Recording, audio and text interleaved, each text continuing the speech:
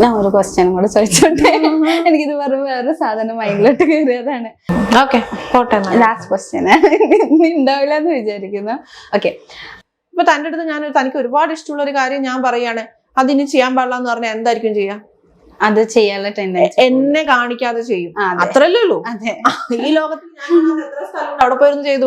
അപ്പൊ മദ്യമാണെങ്കിൽ പോലും മോശമായിട്ടും അതിന്റെ ഫലം ഉണ്ടാവാൻ അത് കഴിക്കുന്ന എത്രയോ പേര് നല്ല രീതി ബിഹേവ് ചെയ്യുന്നവരുണ്ട്. മെഡിസിൻ ആയിട്ട് എടുക്കാം. മെഡിസിൻ ആയിട്ടല്ല, ഒരു ഫണ്ടിന് വേണ്ടി, ഒരു പ്ലഷറിന് വേണ്ടി എത്ര പേര് ഇവിടെ ഉപയോഗിക്കുന്നുണ്ട്.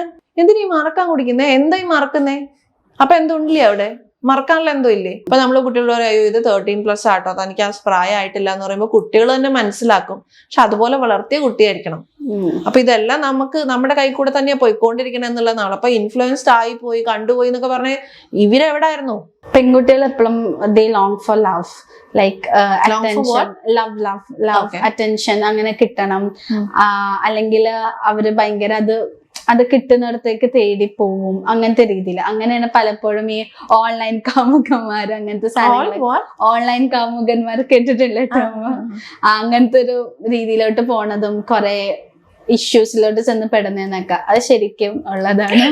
എനിക്ക് ശരിയായിരുന്നു. കാരണം what is the advice to the next generation? അപ്പൊ അതിൽ തന്നെ എഴുതിയിരിക്കുന്ന ഫോർ ദ കമ്മിങ് ജനറേഷൻ എന്നാണ്. അപ്പം അവര് പറയുന്നത് ഡോണ്ട് കം.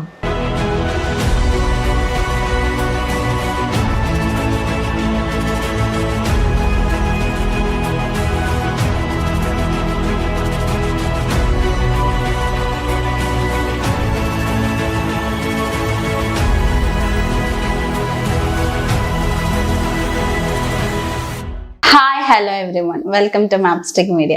അപ്പൊ ഇന്ന് നമ്മുടെ ഒപ്പം ഉള്ളത് കൗൺസിലർ നീതയാണ്. ഹായ്. ഹലോ, എന്തൊക്കെയുണ്ട് വിശേഷം? എന്താ പറയാ, നിങ്ങളെ കാണുമ്പോൾ തന്നെ ഒരു positive your smile is nice smile. Okay, first ഞാൻ കോംപ്ലിമെന്റിൽ തുടങ്ങിയില്ലേ?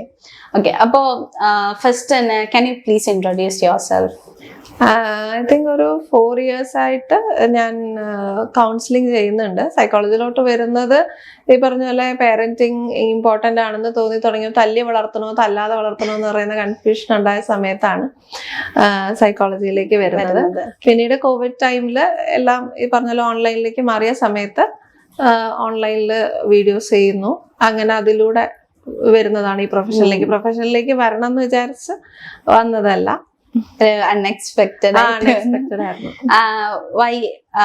ഇപ്പൊ പൊതുവെ എല്ലാരും സൈക്കോളജി പഠിച്ചവരോട് ചോദിക്കാറുണ്ട് വൈ സൈക്കോളജി, എന്തുകൊണ്ട് അത് ചൂസ് ചെയ്യാൻ കാരണം? അതെ, അപ്പോ അതാ ഞാൻ പറഞ്ഞ, ഇത് പറഞ്ഞ പോലെ കുഞ്ഞുങ്ങളെ വളർത്തേണ്ടത് എങ്ങനെയാണ് എന്ന് പറയുന്നത് അന്വേഷണം ചെന്നെത്തുന്നത് സൈക്കോളജി എന്ന് പറയുന്ന വിഷയത്തിൽ. കാരണം പലരോടും ചോദിക്കുമ്പോൾ പല ഉത്തരങ്ങളാണ്.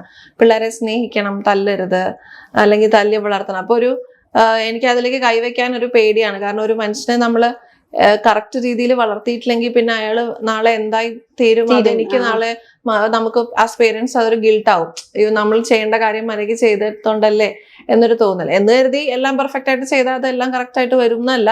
എങ്കിലും നമ്മളുടെ പാർട്ട് നമ്മൾ കറക്റ്റ് ആയിട്ട് ചെയ്യുവാണെങ്കിൽ നമുക്ക് ആ ഗിൽട്ട് ഉണ്ടാവില്ലല്ലോ എന്ന് വിചാരിച്ച് ചെയ്തതാണ്. ലൈക്ക് ഈ പാരന്റിങ്ങിനെ പറ്റിയിട്ട് എങ്ങനെ ചിന്തിച്ചു തുടങ്ങുന്നത്? ഇപ്പൊ നമ്മള് പൊതുവേ ഈ പാരന്റിങ് എന്ന് പറയുമ്പോൾ ഈ നമ്മുടെ ഇന്ത്യൻ കൾച്ചർ വെച്ചിട്ട് ഭയങ്കര ഇമ്പോർട്ടന്റ് ആണ് പാരന്റ്സ് എന്ന് പറയുന്നത്. അപ്പൊ അതിനെ പറ്റി എങ്ങനെ ചിന്തിക്കാണ്ടായിരുന്നു? അതന്നെ, ഒരാളായിട്ട് തല്ലുന്നതും വഴക്ക് പറയുന്നതും എവിടെയോ എന്തോ ഒരു തെറ്റില്ലേ എന്നൊരു തോന്നൽ. അങ്ങനെ അല്ലല്ലോ, വേദനിപ്പിച്ചിട്ട് ചെയ്യാനാണെങ്കിൽ നമുക്ക് ഭയങ്കര എളുപ്പമല്ലേ അത്. അപ്പൊ അതിന് വേറെ എന്തെങ്കിലും വഴിയുണ്ടോ എന്ന് ആലോചിക്കായിരുന്നു. പക്ഷെ പഠിച്ച് വന്നപ്പോ എനിക്ക് മനസ്സിലായി ശരിക്കും അതിനകത്ത് നമ്മൾ കോംപ്ലിക്കേറ്റ് ചെയ്യുന്നതാണ്. ശരിക്കും പാരന്റിങ് സ്വാഭാവിക രീതിയിൽ ചിന്തിച്ചാൽ നമ്മള് വിളിച്ചിട്ടാണ് ഈ ലോകത്തിലേക്ക് ഒരു പുതിയ ആള് വരുന്നത്, ഒരു കുട്ടി. അല്ലാതെ വീട്ടിലേക്ക് നമ്മൾ വിളിക്കാതെ കയറി വന്ന ആളല്ല. അപ്പൊ വിളിച്ച് കയറി വരുന്ന ഒരു ഗസ്റ്റിനെ നമ്മൾ പൊതുവിൽ എങ്ങനെയാ ട്രീറ്റ് ചെയ്യുക, അതുപോലെ അങ്ങ് ചിന്തിച്ചാൽ മാത്രം മതി. ഇത് അത്ര വലിയ റോക്കറ്റ് സയൻസ് ഒന്നും അതിലില്ല. ഇപ്പൊ ഈ ഐ തിങ്ക് നമ്മുടെ നേരത്തെ പറഞ്ഞ പോലെ നമ്മുടെ ഒരു കൾച്ചർ വെച്ച് നോക്കുമ്പോൾ പാരന്റ്സിന് ഒരു ഇമ്പോർട്ടൻസ് എല്ലാവരും ലൈഫിൽ കൊടുക്കണം. ഒരു കിഡ് അല്ലെങ്കിൽ ഒരു സൺ ഡോട്ടർ ആരാണെങ്കിലും അങ്ങനെ ശീലിപ്പിച്ചതാണ്. അത് ശരിക്കും ഒരു ഇപ്പൊ അവരെ അനുസരിക്കണം, അവര് പറയുന്നതിനപ്പുറം നടക്കുക, അങ്ങനെ ഒരു ശീലമാണല്ലോ നമ്മൾ പൊതുവെ കാണാറ്. അത് ശരിക്കും ഒരു ലിമിറ്റേഷൻ അങ്ങനെ രീതിയിലല്ലേ? അങ്ങനെ നമ്മൾ ഡിസിപ്ലിൻ ചെയ്യുമ്പോൾ സംഭവിക്കണം എന്താ വെച്ച് കഴിഞ്ഞാല് ഈ ഓർഡേഴ്സ് ഇല്ലാണ്ടാവുന്ന ദിവസം ഈ കുട്ടികൾക്ക് എന്ത് ചെയ്യണമെന്ന് അറിയില്ല എന്നുള്ളതാണ്. നമ്മൾ പൊതുവെ ഒരാൾ പറഞ്ഞത് മാത്രം കേട്ട് ശീലിച്ച് വളർന്നു കഴിയുമ്പോൾ ഈ പറയുന്ന ആൾക്കാർ പെട്ടെന്ന് ലൈഫിൽ നിന്ന് ഒരു ദിവസം ഇല്ലാണ്ടാവും. അച്ഛനും അമ്മയ്ക്കൊക്കെ ഒരു ദിവസം മരിക്കണം. പൊതുവെ പ്രായത്തിന്റെ ഇത് വെച്ച് നോക്കുകയാണെങ്കിൽ അവരായിരിക്കും ആദ്യം മരിക്കുന്നത്. അപ്പൊ അങ്ങനെ കഴിയുമ്പോഴത്തേക്ക് കുട്ടികൾക്ക് ഒറ്റയ്ക്ക് പിന്നെ ഈ ലോകത്ത് ചിലപ്പോൾ സർവൈവ് ചെയ്യാൻ പറ്റില്ല. കാരണം അവരെ ഇൻഡിപെൻഡന്റ് അഡൽട്സ് അല്ല ആക്കിയിരിക്കുന്നത്. എന്ത് ചെയ്യണം, അവരെന്ത് ചെയ്യണമെന്ന് കൃത്യമായി പറഞ്ഞു കൊടുക്കുന്ന ഒരു മാനുവൽ ഉണ്ടാക്കി വെച്ചിട്ട് അവരെ വളർത്തുകയാണ് ചെയ്യുക. അവര് കല്യാണം എന്തിനാ കഴിക്കണേ, കുട്ടി എപ്പോഴും ഉണ്ടാവണ്ടേ, ഇതെല്ലാം പറഞ്ഞു കൊടുക്കുന്നത് പേരൻസ്. അതെ. അപ്പൊ അത് ഒരു പരിധി ഒരു സമയം കഴിയുമ്പോൾ ഇവര് ടോട്ടലി അവരെ ഡിപ്പെൻഡ് ചെയ്ത്, കാരണം അവരുടെ സ്വന്തം തല അവർക്ക് ആവശ്യമില്ല, എല്ലാം പറഞ്ഞു കൊടുക്കാൻ ആളുണ്ടല്ലോ. അപ്പൊ അതുകൊണ്ട് അവർ ചിന്തിക്കുന്നില്ല, തീരുമാനങ്ങൾ എടുക്കുന്നില്ല, ഒന്നും ബിഹേവ് ചെയ്യാൻ പഠിക്കുന്നില്ല. അപ്പൊ ഈ പെട്ടെന്ന് നമ്മൾ ആ സാധനം എടുത്ത് മാറ്റുമ്പോൾ നമുക്ക് എല്ലാവർക്കും ആ പ്രശ്നം വരും. എങ്ങനെയാ ഒരു തീരുമാനം എടുക്കേണ്ടത്, എന്തൊക്കെ ആലോചിച്ചിട്ടാണ് ഒരു തീരുമാനം എടുക്കേണ്ടതെന്ന് നമുക്കറിയില്ല. കാരണം ഇത് വേറെ ആരും നമുക്ക് വേണ്ടി ചെയ്തു തന്നിരിക്കുകയാണ്. ആ പ്രശ്നം അവിടെ ഉണ്ടാവും. അപ്പൊ ഇത് പാരന്റ്സ് ഒന്ന് ചിന്തിക്കേണ്ടത്, നിങ്ങൾ എന്ത് ഉദ്ദേശിച്ചിട്ടാണ് ഒരു കുട്ടീനെ വളർത്തുന്നത്? നിങ്ങൾ പറയുന്ന കേൾക്കുന്ന കുറച്ച് എന്താ പറയാ അടിമകളെയാണോ വീട്ടിൽ വളർത്താൻ ഉദ്ദേശിക്കുന്നത്, അതോ നിങ്ങളില്ലാത്ത സമയത്തും ലോകത്ത് നന്നായി ജീവിക്കും എന്ന ഉറപ്പുള്ള ഇൻഡിവിജ്വൽസിനെയാണോ ഉണ്ടാക്കിയെടുക്കുന്നത്? ഇതിന്റെ ഒരു ക്ലാരിറ്റി കുട്ടി ജനിക്കുമ്പോഴേ നമുക്ക് വേണം. പക്ഷെ പലപ്പോഴും പാരന്റ്സ് പറയാറ്, ഒരു കുട്ടി ഇപ്പൊ എനിക്കൊരു കുട്ടി ഉണ്ടായാലും ഞാൻ ഓട്ടോമാറ്റിക് ഒരു പാരന്റ് ചിന്തിക്കുമ്പോൾ ഞാൻ ആലോചിക്കാറ്, എന്റെ കുട്ടി നന്നായി വളരണം, അല്ലെങ്കിൽ അവൻ വഴി തെറ്റിപ്പോകരുത്. ഞാൻ പറഞ്ഞു കൊടുക്കുന്ന രീതിയിൽ പോയാലായിരിക്കും അവൻ വഴി തെറ്റിപ്പോവാതിരിക്കുന്ന ഒരു വിശ്വാസം വരുമല്ലോ പാരന്റ്സിന്. ഞാനായിരിക്കും ബെസ്റ്റ് അവന് കൊടുക്കുക എന്നൊരു വിശ്വാസം എല്ലാ പാരന്റ്സിനും ഉണ്ടാവുക. അപ്പൊ ആ ഒരു തോട്ട് കൊണ്ടല്ലേ ഇത് രണ്ട് കാര്യങ്ങളാണ്. അതായത് നമ്മൾ ഈ ലോകത്തിൽ ഈ കുട്ടികളെ എന്തിനു വളർത്തുന്നു എന്നുള്ളതാണ് നമ്മൾ നേരത്തെ പറഞ്ഞത്. ഡിസിപ്ലിനിങ് അപ്പോഴും പാരന്റ്സിന്റെ കയ്യിൽ തന്നെയുള്ള ഉത്തരവാദിത്തം തന്നെയാണ്. അതായത് എനിക്ക് കൊച്ചു ലോകത്തിലേക്ക് വരുമ്പോ ഇപ്പൊ ഒരു എക്സാമ്പിൾ പറയുകയാണെങ്കിൽ അതിന് റോഡ് ഏതാ പാർക്ക് ഏതാന്ന് അറിയില്ല. അപ്പൊ കുട്ടികൾക്ക് റോഡ് കണ്ടാലും ഓടാൻ തോന്നും, പാർക്ക് കണ്ടാലും ഓടാൻ തോന്നും. പക്ഷെ ഇത് റോഡിൽ ഓടരുത്, ഇവിടെ വണ്ടി ഓടുന്ന സ്ഥലമാണെന്നും പാർക്ക് കുട്ടികൾക്ക് കളിക്കാനുള്ള വിവേചനം നമുക്കേ അറിയുള്ളൂ. ഇത് രണ്ടും വിവരിച്ച് കാണാൻ അവർക്ക് അറിയില്ല. അപ്പൊ ഡിസിപ്ലിനിങ് ഉറപ്പായിട്ടും നമ്മുടെ ഉത്തരവാദിത്തമാണ്. പക്ഷെ അപ്പോഴും ഇൻഡിപെൻഡന്റ് അഡൽട്സ് ആയിട്ട് വളർത്തേണ്ടതും നമ്മുടെ ഉത്തരവാദിത്തമാണ്. അപ്പം പറഞ്ഞു കൊടുക്കേണ്ടടുത്ത് പറഞ്ഞു കൊടുക്കണം. പക്ഷെ എല്ലാം പറഞ്ഞു കൊടുക്കാതിരിക്കാനുള്ളതും നമുക്ക് മനസ്സിലാവണം എവിടെയാണ്. അതായത് ഇപ്പൊ ഇന്ന് എവിടെ പോകണം എന്ന് ചോദിച്ചാൽ കുട്ടി പറയും ചിലപ്പോൾ അമേരിക്ക പോകണമെന്ന്. അതേസമയം നമ്മൾ ചോദിക്കുകയാണ് ഇന്ന് പാർക്കിൽ പോകണോ ബീച്ചിൽ പോകണോ. അപ്പൊ ചോയ്സ് കൊടുക്കാൻ നമുക്ക് പറ്റണം. നമ്മളായിരിക്കണം ആ ചോയ്സ് കൊടുക്കേണ്ടത്. പക്ഷെ നമ്മൾ ചോയ്സ് കൊടുക്കുമ്പോൾ നമുക്ക് പറ്റുന്നതേ കൊടുക്കാവൂ. നമ്മൾ അമേരിക്കയിൽ പോകണോ ബീച്ചിൽ പോകണോ എന്ന് ചോദിച്ചിട്ട് കാര്യമില്ല. പാർക്കിൽ പോകണോ ബീച്ചിൽ പോകണോ എന്ന് ചോദിക്കുക. അപ്പൊ ആ കൊടുക്കേണ്ടത് കൊടുക്കുക, എന്നിട്ട് അവരെ കൊണ്ട് ചൂസ് ചെയ്യിപ്പിക്കുക, പാർക്കോ ബീച്ചോ. അപ്പൊ നമുക്ക് കൊണ്ടുപോകാൻ പറ്റുന്ന 2 സ്ഥലങ്ങൾ. അതുപോലെ ഇന്ന് റെഡ് ഉടുപ്പിടണോ ബ്ലൂ ഉടുപ്പിടണോ, അതായത് അല്ലെങ്കിൽ വാർഡ്രോബിലുള്ള ഏത് ഉടുപ്പിടണ്ടേന്ന് വേണേൽ ചോദിക്കാം. ഇന്ന് എന്തിടണമെന്ന് ചോദിക്കരുത്. കാരണം അവർ ചിലപ്പോൾ ഇല്ലാത്തത് പറഞ്ഞാലോ നമുക്ക് കൊടുക്കാൻ പറ്റില്ല. സോ അവരുടെ ചോയ്സസ് നമുക്ക് കൊടുക്കാൻ പറ്റുന്ന ചോയ്സസ് ആണെന്ന് ഉറപ്പ് വരുത്തിയിട്ട് ചോയ്സ് കൊടുക്കുക. ഇന്ന് യെല്ലോ ഇട്ടാ മതി എന്നല്ല, ഇന്ന് ഏതിടണം എന്ന് ചോദിക്കാം. അപ്പൊ ആ ചോയ്സ് അവരെടുത്തോട്ടെ, അതിനെന്താ. എനിക്ക് പിന്നെ ഞാൻ ഒരു ടൈമില് ഐ യൂസ് ടു ടീച്ച് ചെറിയ സ്റ്റുഡൻസിന്. ആൻഡ് അവര് കാനഡയിൽ ഉള്ള കുട്ടികളാണ്, ലൈക്ക് അവിടെ പഠിക്കുന്ന കുട്ടികളാണ്. ആൻഡ് ഒരു പ്രാവശ്യം അവരുടെ മദറിന്റെ കൺസേൺ ആണ്, what she said to me is കാനഡയിലത്തെ ടീച്ചിങ് അവര് പ്രഷറൈസ് ചെയ്യാറില്ല. ഇങ്ങനെ തല്ലോ അല്ലെങ്കിൽ നമ്മുടെ ഇവിടുത്തെ ടീച്ചിങ് വെച്ച് നോക്കുമ്പോൾ കാനഡ ടീച്ചിങ് ഇച്ചിരി വ്യത്യാസമാണ്. അപ്പൊ ഇവിടുത്തെ ടീച്ചിങ് ആയിട്ട് അങ്ങനത്തെ രീതിയിൽ പ്രഷറൈസ് ചെയ്താൽ അല്ലെങ്കിൽ അങ്ങനത്തെ രീതിയിൽ പഠിപ്പിച്ചാലാണ് കുട്ടികൾ പഠിക്കുള്ളൂ. അങ്ങനെ ഒരു തോട്ടായിരുന്നു അവിടുത്തെ ഒരു അമ്മയ്ക്കും. സത്യം പറഞ്ഞാൽ അമ്മയുടെ കൺസേൺ എന്ന് വെച്ചാൽ മോൻ പഠിക്കുന്നില്ല, ഇവിടുത്തെ ടീച്ചിങ് ആയിരുന്നെങ്കിൽ കുറച്ചുകൂടെ പഠിച്ചിരുന്നു, അങ്ങനെ തോട്ടാണ്. അപ്പൊ ഈ പ്രഷറൈസിങ് കൊടുത്താലാണ് കുട്ടികൾ പഠിക്കുള്ളൂ എന്നുള്ളൊരു തോട്ട്. ആദ്യം തന്നെ കുട്ടികളെ വേറൊരു സ്പീഷീസ് ആയിട്ട് കാണല് നിർത്തുക. നമ്മളെ പോലെ അവര് കുറച്ച് ചെറുതാന്നേ ഉള്ളൂ. ഇപ്പൊ നമ്മൾ കാണില്ലേ, നമ്മളെ പോലെ എല്ലാത്തിലും അങ്ങ് ഏബിൾ അല്ല. നമ്മുടെ ഇവിടെ തന്നെ പല തരത്തിലുള്ള മുടിയുള്ളവരുണ്ട് എന്ന് പറയണ പോലെ നമ്മളെക്കാൾ കുറച്ച് പൊക്കം കുറഞ്ഞ, നമ്മളെക്കാൾ ചെറുതായിട്ടുള്ള, എന്നാൽ നമ്മളെ പോലെ തന്നെ മനുഷ്യരാണ് ഇവര്. അപ്പൊ അവരെ പ്രഷറൈസ് ചെയ്താല് അല്ലെങ്കിൽ തല്ലിയാല് അങ്ങനൊന്നും അല്ല. ഇപ്പൊ നമ്മളെ ഒരാളിട്ട് തല്ലിയിട്ട് ഒരു കാര്യം ചെയ്യാൻ പറഞ്ഞാൽ ഞാൻ ചെയ്യും, എനിക്ക് തല്ലുള്ളതിനേക്കാൾ ഇഷ്ടം അയാൾ പറയുന്ന അങ്ങ് ചെയ്യുന്ന എന്ന് പറഞ്ഞാൽ. ഇപ്പൊ എന്നെ ഒരാൾ എന്തെങ്കിലും അങ്ങനെ പേടിപ്പിച്ചാൽ നമ്മൾ പെട്ടെന്ന് ചെയ്തു കൊടുക്കും. നമ്മുടെ സർവൈവൽ നമുക്ക് മുഖ്യമാണ് എന്ന് പറയുന്ന പോലെ തന്നെ ഒരാളെ മുറിയിലിട്ട് പൂട്ടിയിട്ട് അച്ഛനും അമ്മയായിട്ട് 2 പേരും നിൽക്കുകയാണ്. ലോകത്തിലേക്ക് എവിടേക്ക് ഇറങ്ങി പോകാനുള്ള സ്വാതന്ത്ര്യം ആ കുട്ടിക്കില്ല, എവിടെ പോകണമെന്ന് അറിയില്ല, അതിനുള്ള പൈസ ഇല്ല, അതിനുള്ള ശരീരം പോലും ഇല്ല. ഇത്രയേ ഉള്ളൂ. അതിന് തല്ലിയാ പിന്നെ അത് അനുസരിക്കില്ലേ? അത് സ്വാഭാവികമല്ലേ. അപ്പൊ നിങ്ങൾക്ക് ഇഷ്ടമുള്ളത് നമ്മൾ പറഞ്ഞ് തല്ലി ചെയ്യിപ്പിക്കാന്നുള്ളതല്ല. ആൾക്ക് ഇഷ്ടമുണ്ടാവും എന്തെങ്കിലും പഠിക്കാൻ, അത് എന്താണെന്ന് ഒന്ന് കണ്ടെത്താൻ ശ്രമിച്ചാൽ അവർ സ്വാഭാവികമായി പഠിച്ചോളും. തനിക്ക് ഇഷ്ടമുള്ളൊരു സാധനം തനിക്ക് പഠിക്കാൻ തന്നാൽ പഠിക്കൂലേ? അതെ ശരി. അത് പഠിക്കാൻ തരണോ? നമ്മൾ തന്നെ പോയി അന്വേഷിക്കും, ഇന്ന സ്ഥലത്ത് ഇന്ന സാധനം ഉണ്ട്, ഞാൻ പോയി ചെയ്തോട്ടെ എന്ന് ഇങ്ങോട്ട് വന്ന് ചോദിക്കും. അപ്പൊ അതിലേക്ക് അവരെ എത്തിക്കാൻ ശ്രമിച്ചാൽ അവരെ പിന്നെ നിർബന്ധിക്കും വേണ്ട, ഒന്നും ചെയ്യണ്ട. എല്ലാ മനുഷ്യരും ആർ ബോൺ വിത്ത് സംതിങ്. എന്തോ ഒരു സ്കില്ല് ഉണ്ട് അവർക്ക്. അതൊന്ന് അനലൈസ് ചെയ്യാനുള്ള സമയം അവർക്ക് കൊടുത്താൽ മതി. ആരും ജനിക്കുമ്പോഴേ ഞാനൊരു മടിയനാവാൻ ആഗ്രഹിക്കുന്നു എന്ന് പറയാറില്ല, അല്ലെ മടിച്ചായിട്ട് കുത്തിയിരിക്കണം, ഇങ്ങനെ ഒരു ഡ്രീം ഒരാൾക്ക് ഉണ്ടാവും എനിക്ക് തോന്നുന്നില്ല. Unless you provide dum with everything. എല്ലാം ഉണ്ട് വീട്ടില്, ലക്ഷറി ഉണ്ട്, ഫുഡ് ഉണ്ട്, കാർ ഉണ്ട്, എല്ലാം ഉണ്ടെങ്കിൽ ചിലപ്പോൾ ഒരാൾ ചിലപ്പോൾ ചോയ്സ് എനിക്ക് എന്തിനാ ഇനിയിപ്പോ എന്ന് ചിലപ്പോൾ ചിന്തിക്കുമായിരിക്കും. പക്ഷെ ഇതൊക്കെ ഒരു മിനിമം രീതിയിലുള്ള അല്ലെങ്കിൽ ഒരു എയിം കൊടുത്തു കഴിഞ്ഞ ഒരാൾ എന്തെങ്കിലും ഒരു എയിം ഉണ്ടാവും. എനിക്ക് തോന്നുന്നില്ല അത്രയും പൈസ ഉണ്ടെങ്കിലും എല്ലാ മനുഷ്യനും എന്തെങ്കിലും പ്രൊഡക്ടിവിറ്റി കാണിക്കാൻ ശ്രമിക്കുക. Everyone wants to have an identity. ഞാൻ ഇന്നത് ചെയ്യുന്ന ആളാണ് എന്ന് സ്വയം പറയാൻ എല്ലാവർക്കും ഇഷ്ടമുണ്ടാവും. നമ്മളെന്തിനാ അത് ഇങ്ങനെ അടിച്ചും തല്ലിയും പീഡിപ്പിച്ച്? അപ്പൊ ആ കൊച്ചിന് നമ്മളോട് വെറുപ്പുണ്ടാവുക, ഈ അച്ഛനും അമ്മയോടും, അല്ലാതെ വേറെ ഒന്നും അവിടെ സംഭവിക്കൂല. ഇപ്പൊ ഈ ഒരു നിർബന്ധിച്ച് അല്ലെങ്കിൽ ലിമിറ്റേഷൻ വെക്കുന്നതുകൊണ്ടാണ് പല ഒരു ബാഡ് ഹാബിറ്റ്സ്, അല്ലെങ്കിൽ ഇപ്പൊ ഒരാൾക്ക് ഇപ്പൊ എന്നെ വെച്ച് നോക്കുമ്പോ എനിക്കൊരു ലിമിറ്റേഷൻ വെച്ച് അത് ബ്രേക്ക് ചെയ്തിട്ട് എന്തെങ്കിലും ചെയ്യാനുള്ള ഒരു ടെൻഡൻസി വരും. അപ്പൊ പലപ്പോഴും നമുക്ക് പല സംഭവത്തിലും ചെന്ന് ഈ കുട്ടികൾ പെടുന്നതിന്റെ റീസൺ, ഇപ്പൊ ഡ്രഗ്സ് ആയാലും വേറെ എന്തെങ്കിലും ഇഷ്യൂസ് ആയാലും കുട്ടികൾ പെടുന്ന റീസൺ ഇതാണ് എന്ന് തോന്നിയിട്ടുണ്ടോ? അത് ഇപ്പൊ ഡ്രഗ്സ് പോലെയുള്ള കാര്യങ്ങളിൽ ലിമിറ്റേഷൻ വെക്കുക എന്നുള്ളതിനേക്കാളും എനിക്ക് തോന്നിയിട്ടുള്ളത് ഇതിലേക്ക് എത്തുന്നതിന്റെ ഒരു ബേസിക് റീസൺ അനലൈസ് ചെയ്താൽ ഭയങ്കര രസമാണ്. അതെന്തുകൊണ്ട് ആ വഴിക്ക് ആരും ചിന്തിക്കുന്നില്ല എന്ന് എനിക്ക് മനസ്സിലാകുന്നില്ല. ഇപ്പൊ വീട്ടില് ഭയങ്കര ബുദ്ധിമുട്ട്, അച്ഛനും അമ്മയും തമ്മിൽ ഭയങ്കര വഴക്ക്, കുട്ടികളോട് ഇതുപോലെ പഠിക്കുന്നില്ല എന്ന് പറഞ്ഞിട്ട് വഴക്കിടുന്നു. ഒരു സമാധാനം വേണ്ടേ എല്ലാ മനുഷ്യനും? അപ്പൊ വീട്ടിലിരിക്കുമ്പോ അത് കിട്ടുന്നില്ല. കൂട്ടുകാരുടെ വീട്ടിൽ പോയിരിക്കുമ്പോഴായിരിക്കും ചിലപ്പോൾ നമുക്കത് കിട്ടുന്നത്. പക്ഷെ ഈ പോയിരിക്കുന്ന കൂട്ടുകാർ എന്ന് പറയുന്ന ആളൊരു അഡൽട്ട് അല്ല, ആ കൊച്ചിന്റെ അതേ പ്രായമുള്ള ഒരാളാന്ന് വിചാരിക്കുക. അപ്പൊ വീട്ടിൽ ആ സമാധാനം കൊടുക്കാത്തോണ്ടാണല്ലോ അവിടെ പോയി ഇരിക്കേണ്ടി വന്നത്. അപ്പൊ ആ ഇരിക്കുന്ന ആള് അങ്ങനെ ഒരു 10 പേര്, ഈ 10 പേർക്കും വീട്ടിൽ സമാധാനം ഇല്ല.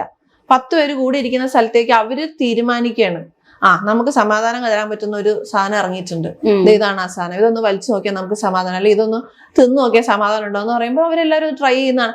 ഓർക്കണം, ആ കൂട്ടത്തിൽ ഒരു അഡൽട്ട് ഇല്ല, ആ 10 പേർക്കും അതേ പ്രായമാണ്. പിന്നെ ഇതിൽ നിന്ന് മുതിർന്നു പോയ ഒരു അഡൽട്ട് ആയിരിക്കും ചിലപ്പോൾ ഇത് സപ്ലൈ ചെയ്യുന്നത്, പക്ഷെ അയാളും ഇതിൽ നിന്നാ പോയിരിക്കണേ, അയാളുടെ വീട്ടിലും സമാധാനം ഉണ്ടായിരുന്നില്ല. So the way to stop this, അപ്പൊ അത് ആ സമാധാനം നിങ്ങൾക്ക് എവിടെയെങ്കിലും ഒന്ന് കൊടുക്കാൻ പറ്റുമോ എന്നാണ് ആദ്യം അന്വേഷിക്കേണ്ടത്. അല്ലാതെ ഇവരുടെ ബാഗ് ചെക്ക് ചെയ്ത് ഇവരെ അടിച്ച് തല്ലി ചെയ്താൽ, ഇപ്പൊ തന്റെ അടുത്ത് തനിക്ക് ഒരുപാട് ഇഷ്ടമുള്ള ഒരു കാര്യം ഞാൻ പറയാണ്, അതിനി ചെയ്യാൻ പാടില്ല എന്ന് പറഞ്ഞാൽ എന്തായിരിക്കും ചെയ്യാ? അത് ചെയ്യാനുള്ള ടെൻഡൻസി എന്നെ കാണിക്കാതെ ചെയ്യും, അത്രല്ലേ ഉള്ളൂ. ഈ ലോകത്തിൽ എത്ര സ്ഥലമുണ്ട്, അവിടെ പോയിരുന്നു ചെയ്തു എന്ന് കരുതി അതിനുള്ള പെർപ്പസേ ഞാൻ ഇല്ലാണ്ടാക്കിയാലോ? അവിടെ പോയി ഇരിക്കുമ്പോ കിട്ടുന്ന അതേ സന്തോഷം, സമാധാനം, അത് ഞാൻ എന്നോട് മിണ്ടുമ്പോ ശരിയാക്കിയാലോ? അപ്പൊ പിന്നെ അവിടെ പെർപ്പസ് തീർന്നില്ല. ഇതുകൊണ്ട് ഉദ്ദേശിക്കുന്നത് എന്താ? ഒരു സമാധാനാണോ? അതെ, പീസ് ഓഫ് മൈൻഡ് ആണോ? നിങ്ങൾ എന്താണ് ആ സാധനം കഴിക്കുന്നതിലൂടെ ഉദ്ദേശിക്കണേ? അത് ദേ വീട്ടിലുണ്ട്. ആ ഒരു സിറ്റുവേഷൻ ഉണ്ടാക്കാന്നുള്ളതാണ് ഒരു പാരന്റ്സ്. അതെന്തുകൊണ്ട് ഉണ്ടാക്കുന്നില്ല? വീണ്ടും ഇപ്പൊ പോലീസുകാർ പറയുന്ന ക്യാമ്പയിനിൽ ഞാൻ കണ്ടൊരു കാര്യം, നിങ്ങൾ കുട്ടികളുടെ ബാഗ് സ്ഥിരമായി ചെക്ക് ചെയ്യണം അത്രേ. നിങ്ങൾ കുട്ടികളെ കുറച്ചുകൂടി സമയം ഇത്ര ഇതല്ല വേണ്ട, നിങ്ങൾ കുട്ടിയോട് എങ്ങനെയാ പെരുമാറുന്നത് എന്ന് ചോദിക്കൂ.